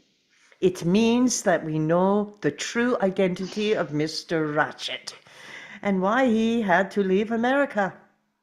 Cut 2 Athens coach, Bianchi's compartment. He and Perot are seated. You remember the Armstrong case? The kidnapping of the little American girl and the killing? Who does not? You remember the name of the child? Demente. It was Daisy. D. AISY space ARMS. TRONG. Daisy Armstrong. And Ratchet is a murderer? No. The actual murderer was tried, sentenced, and electrocuted. But he was only the subordinate, the number 2 of a boss whom he was too terrified to identify. A connection between number 2 and number 1 was never proved. Though all the world knew that it existed, number 1 was acquitted. I remember feeling ashamed that he had an Italian name. Cassetti. Cassetti. There were thousands in America who would gladly have killed him, but he went wisely into hiding with $200,000 worth of ransom money, undoubtedly changed his name, and must later have reemerged in some other country as Ratchet. Che monstro. He had a child's blood on his hands. He had worse than that. After the shock of the body's discovery, the mother, who was expecting another baby, gave premature birth to a dead child, and herself died in the process. Her English husband, once a brave officer in the Scots Guards, shot himself. And Mrs. Armstrong's own maid, who came under suspicion of complicity, threw herself from a window and died too.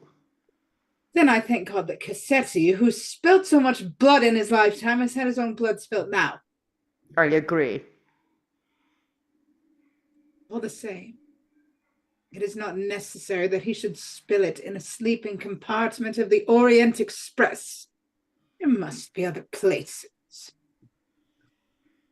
Ratchet's number 10. Doctor alone. He briskly adjusts bedcloths over corpse, pockets his notebook, dusts down his own clothes with his hands, which he washes unsqueamishly in Ratchet's basin, opens the outer two windows, wind effects up slightly up, and presses bell, which Pierre instantly answers.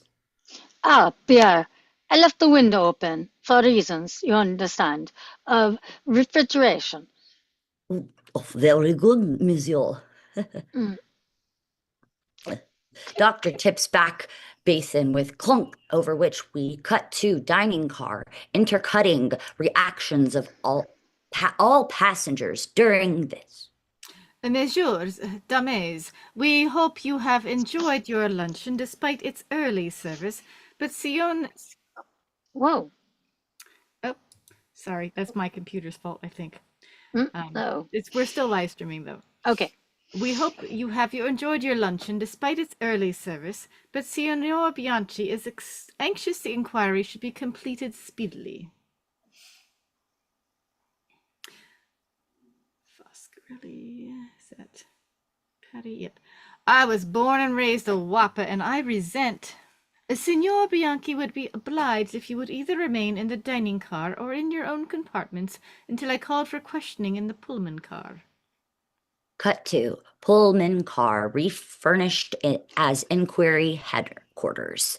Perrault, Doctor, and Bianchi are completing its inspection while Pierre awaits their verdict. Note, we shall cut all between owner and private compartment where the interrogations will take place, and the main body of the Pullman car where the passengers will await questioning. The diagram of the Calais coach is requested by, which it was requested by Perrault, is pinned to the wall of the private compartment. Excellent. I don't know if that all needed to be said. I'm sorry. A small sigh of relief from the indefatigable. Whoa. We're gonna go with that. Pierre.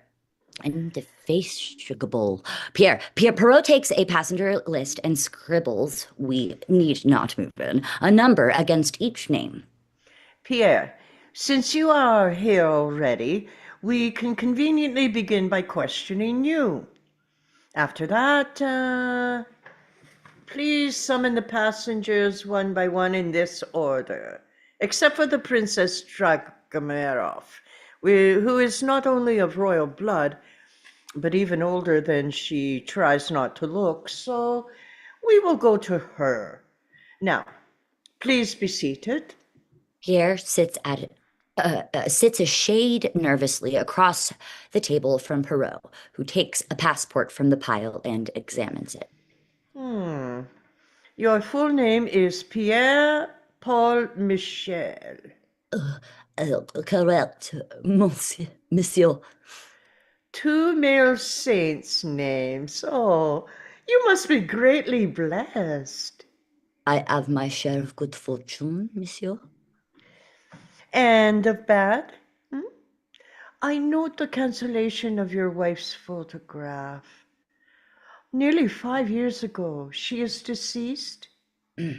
She died, monsieur, of grief at the death of my only daughter from scarlet fever. I am truly sorry. Let us talk of less distressing matters. We intercut Perrault's silver ever-sharp pencil, pointing appropriately both to map and coach plan during.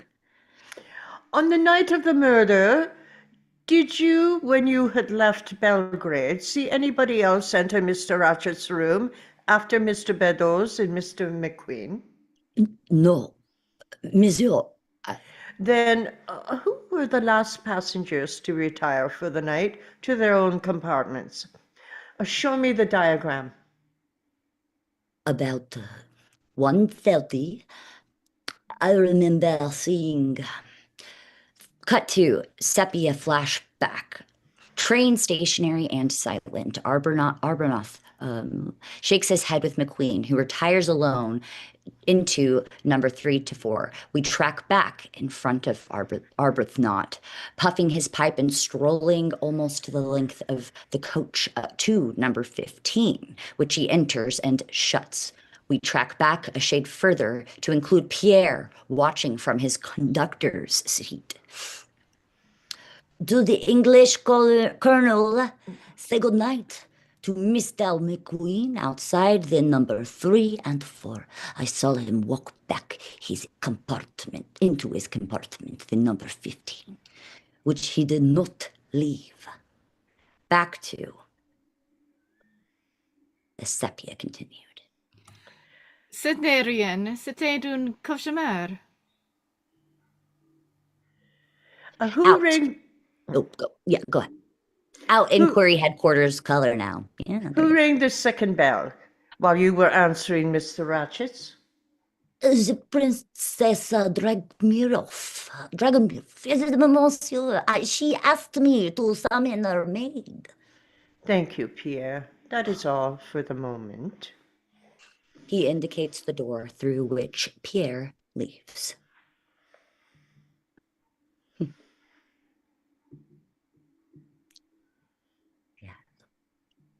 Aubrey? Doctor? I'm here. Sorry about that. We have a doctor in the house. Oh, sir, doctor here. Okay. Excuse me. See here. He had the means to do it. Pass key for Ratchet's room.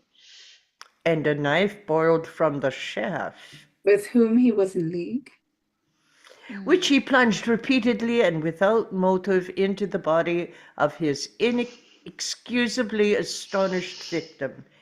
Anyway, we know that Ratchet's door was not only locked, but chained. Kindly ring for the second witness. Ping! Pierre ushers in McQueen and withdraws. Mr. McQueen, since our last conversation, I have learned the identity of your late employer. You don't say. Ratchet, as you yourself suspected, was merely an alias. He was, in fact, Concetti, What? the gangster who masterminded the infamous kidnapping and killing of little Daisy Armstrong. The dirty, rotten Italian bastard. Bianchi gives a deprecatory cough. You had no idea of this? No, sir. If I had, I would have chopped off my right hand so I couldn't type his lousy letters, and I'd kill him with my left. You feel you could have done the good deed yourself? Before God, I do. Seems I'm kind of incriminating myself. I should be more inclined to suspect you, Mr. McQueen, if you displayed an inordinate sorrow at your employer's decease. Sorrow? My dad was district attorney who handled the case. Mr. Armstrong and her husband visited our home twice for advice about the ransom money. She was gentle and frightened, but not too frightened to take on an interest in a 17-year-old boy who wanted to go on stage. She even said she'd write to, except she died before she got around to it. She was as helpful to me as a mother. Forgive a Freudian question. Do you love your mother? I did. She died when I was 8. An impressionable age. Why do you ask? You and I shared a compartment on the first night of our journey. You called out mother twice in your sleep. Well, I still dream about her. Go on, tell me. Tell me I'm emotionally retarded. Tell me that's why I never married. I'm not here to tell you anything, Mr. McQueen. You are here to tell me. I'm sorry. Please tell me one thing more. How did you figure out Ratchet's identity? By an anonymous message found in his compartment. But that's not like him. He'd have burnt it, like I told you. He did. Then how did you decipher? With the help of a hat box. I really should have been a lady's dressmaker. Thank you, Mr. McQueen. As door shuts. New angle. He did it. He murdered Cassetti. He practically confessed as much. No, the psychology is wrong. Perot rolls resigned eyes. A sensitive, motherless boy conceives a passion for a lady who he admires, above all, for her gentleness. Perot shuts his eyes. Could McQueen, admiring gentleness, commit so foul a murder? Perot suddenly freezes, with mouth still open but no longer in a yawn. Wait, what? And Without wide betraying... eyes blue. Did I jump? You did. Oh, It's okay. you can go back to that line. Go for it. Okay. I apologize. Without betraying the very gentleness of which we might call his fairy godmother. Perot suddenly freezes with mouth still open but no longer in a yawn and wide eyes blazing in revelation. Godmother, now you have accidentally said something valuable, which you may celebrate by pressing the bell. Ping! Pierre ushers in Beddoes, who stands before Perot like a butler about to take orders. Come, Mr. Beadles, this is not an inquisition, only an inquiry. Would you care for goulots? A faint wrinkling of the nose takes the edge off Beddoes' subservient smile. I only smoke players number 3, sir. Then smoke one, I beg. When not on duty. Ah, it is of duty that I wish us to converse. When you took Mr. Ratchet his valerian about 9:40 yesterday evening, he was already in bed? That is so, sir. Mr. Ratchet always retired early on trains. What were your duties before leaving him for the night? To place his glass of valerian within reach, sir. Cut to sepia flashback, interior Ratchet's number 10, this time with the dramatic visual impact of the room swaying and full sound effects of the train hurtling at high speed towards Vincosi. Meadows has just set down the glass of valerian beside an unused ashtray on Ratchet's bedside table. As he collects his master's scattered clothes for folding on a chair or hanging in the wardrobe, Ratchet waves a strip of paper at him. Beddoes, did you put this on my toilet table during dinner? No, sir. Then who the hell did? I couldn't say, sir. What is it? What is it is none of your goddamn business. I want to know how it got here. I have no idea, sir. His duties performed, he stands with hands behind his back against the bolted communicating door to Mrs. Hubbard's room. Will there be anything more, sir? There will. Tell Mr. McQueen I want to see him. Now. And when shall I call you in the morning, sir? Not before 10. Cut to inquiry headquarters. Color. Was that usual? Oh, yes, sir. His breakfast was his amber moon. He never rose till it had taken effect. Remember that. So, you instructed Mr. McQueen in return to your compartment, the number 1 and 2, whose upper berth was occupied by Mr. Foscarelli. Yes, sir. The Italian person. Another cough from Bianchi. And does he speak English? A kind of English, sir. He's worked in a place called Chicago. Do you talk together much? No, sir. I prefer to read. Cut to sepia flashback, interior number 1 to 2, second class, 2-shot, night-shirted Foscarelli leaning over upper berth to address pajama Beddoes in lower over visuals and sound effects of train in motion. What are you reading, Mr. Beddoes? A Love's Captive. Oh, is that about sex? We close to. No, Mr. Foscarelli. It's about intimacy. Beddoes' pocket watch on the wall hook registers 10:30. Cut to Inquiry Headquarters color. Well, this has been a lot of fun, but we've moved into the second half. Oh, a few we have? pages, Are a you few sure? pages back. Yeah. I feel Oh no, we're going to 131 actually. Oh, okay. We're okay. Sorry. And soon you went to sleep? No, sir, not till 4 in the morning. I had the toothache. And your companion? He snored. Did either of you leave the compartment at any time before 4? No, sir. A final point. How did you come to be employed by Mr. Ratchet? Through Mabon, sir, the big catering agency in New York. You'll find me on their books. And before then? I was in the army, sir, as a private soldier. Where? Troon, sir. In the Far East? No, sir, in Scotland. Oh, forgive me, I am only an ignorant Belgian. Oh, a Belgian, sir. I thought you were French.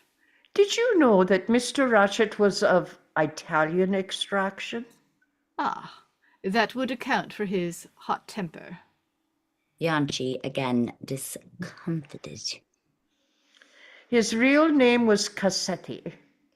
The name means nothing to you? You remember the Armstrong case? No. Yes, sir.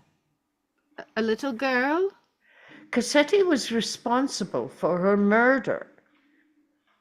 How does that strike you?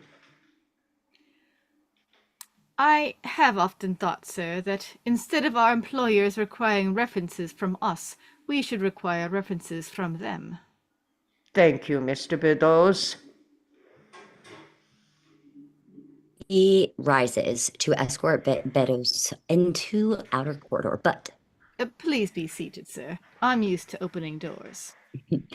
we pan off him as offstage door shuts to the 3 inquisitors. He did it. He had constant access to Ratchet.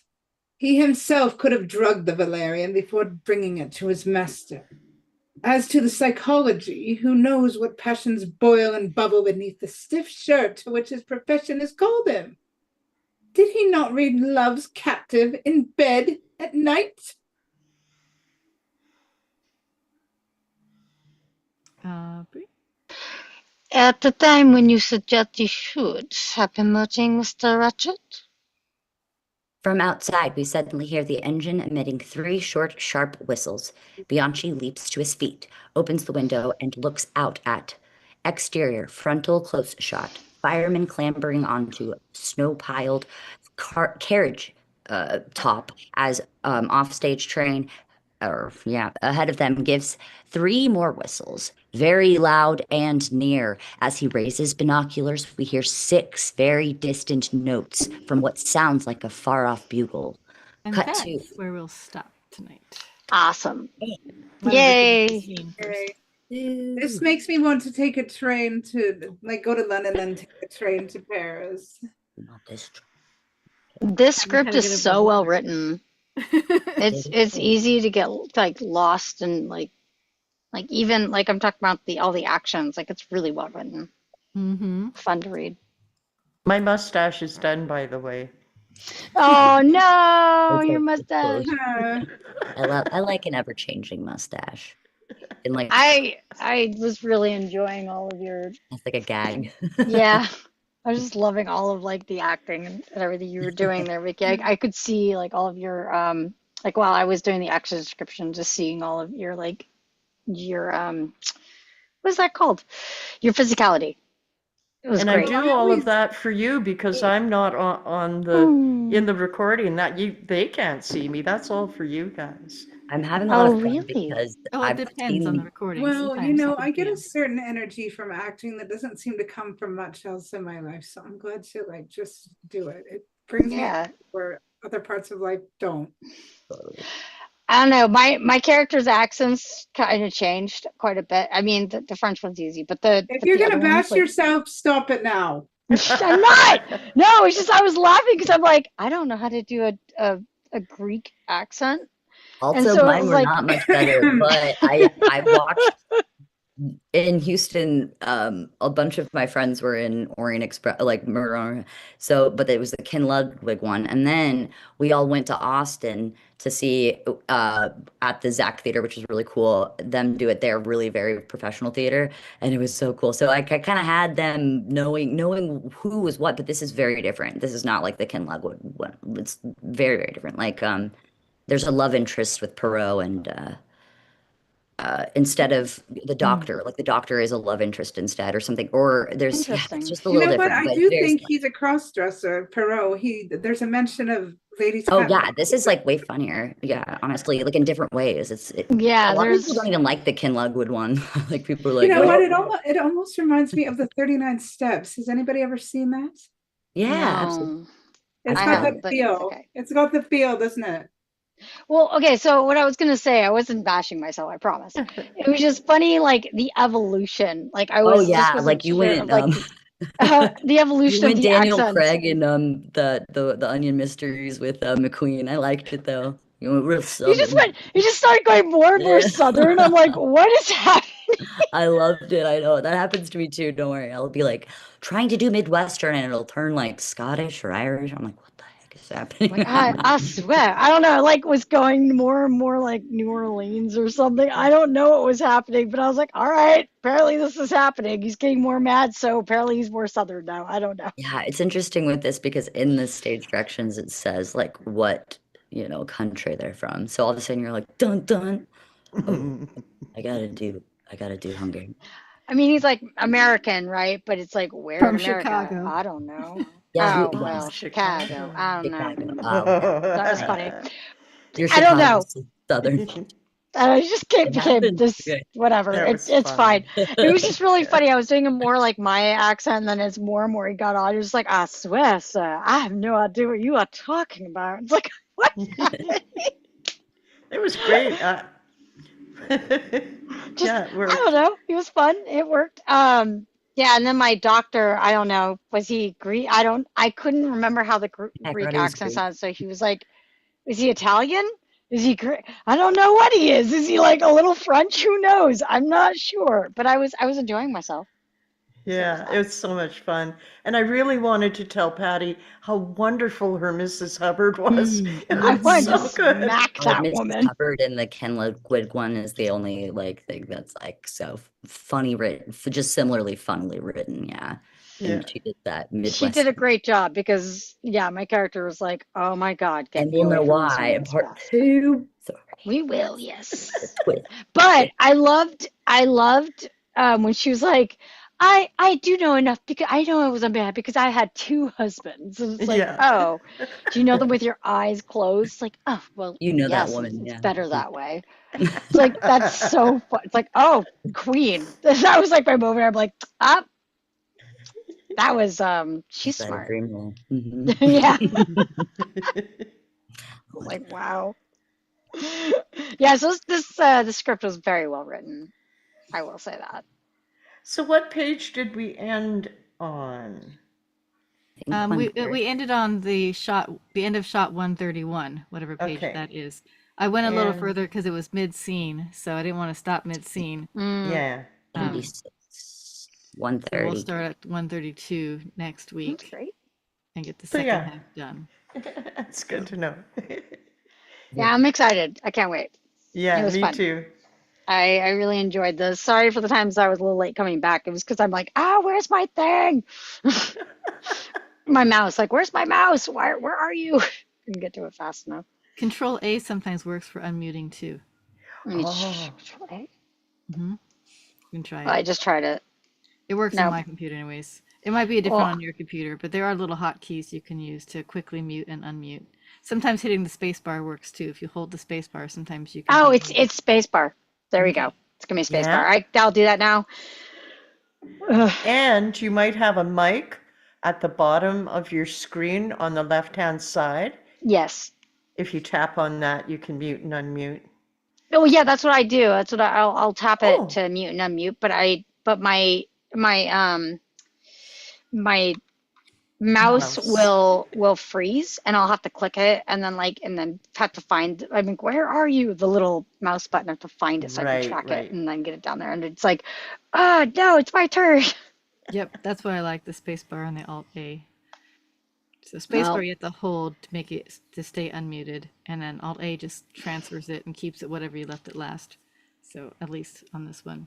Yeah, I had a great time, guys. I'm going to be going to my friend's house in just a few here to watch the Vampire Lestat. I'm very excited. Oh, fun. Have Yeah, we're doing a fun. watch party. Well, I mean, I love Lestat after all. I got to play him in Interview with the Vampire, so I'm very Yeah. excited because I get called Lestat actually. It's one of my nicknames, especially Oh. between this friend and I. I call her my Louis, and I'm her Lestat. So it's a very big thing with us. So we went and watched the first 2 seasons of the Interview with the Vampire. Cool. So this is like kind of our traditional thing that we do. Nice. So I'm excited. It'll be very fun. I'll get to tell you guys about it next week. All right. I wish this train was still running though. The Orient I Express know. stopped service in 2000, not that long ago. I mean, in the grand scheme of things, it was running obviously since 1883, but I think 2009 was when the routes were disconnected. Oh, that's so discontinued. sad. I know. I guess they just weren't getting, with airplanes and whatnot. Yeah.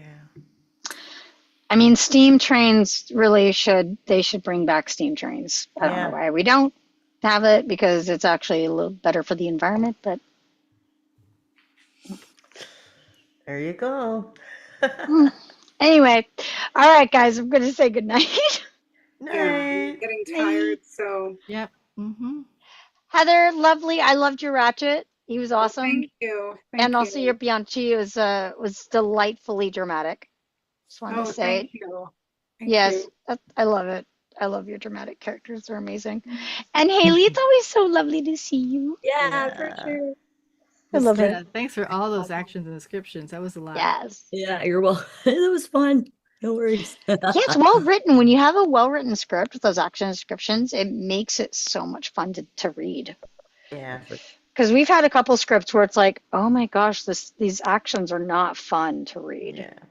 They're kind of boring, but this one is so well written. Mm-hmm. Yes, it's a good screenplay. Yeah, it's a great screenplay. All right, have a good night, guys. All You right. too. Bye. Bye-bye. Bye. Bye, Heather. Bye. Have a good Bye, night. Heather. Bye, Vicky. Bye. Bye. Bye, Heather. Bye, Haley. Yeah, Bye, bye. Vicky. Bye, Kat. Love you all. Bye. Okay, bye.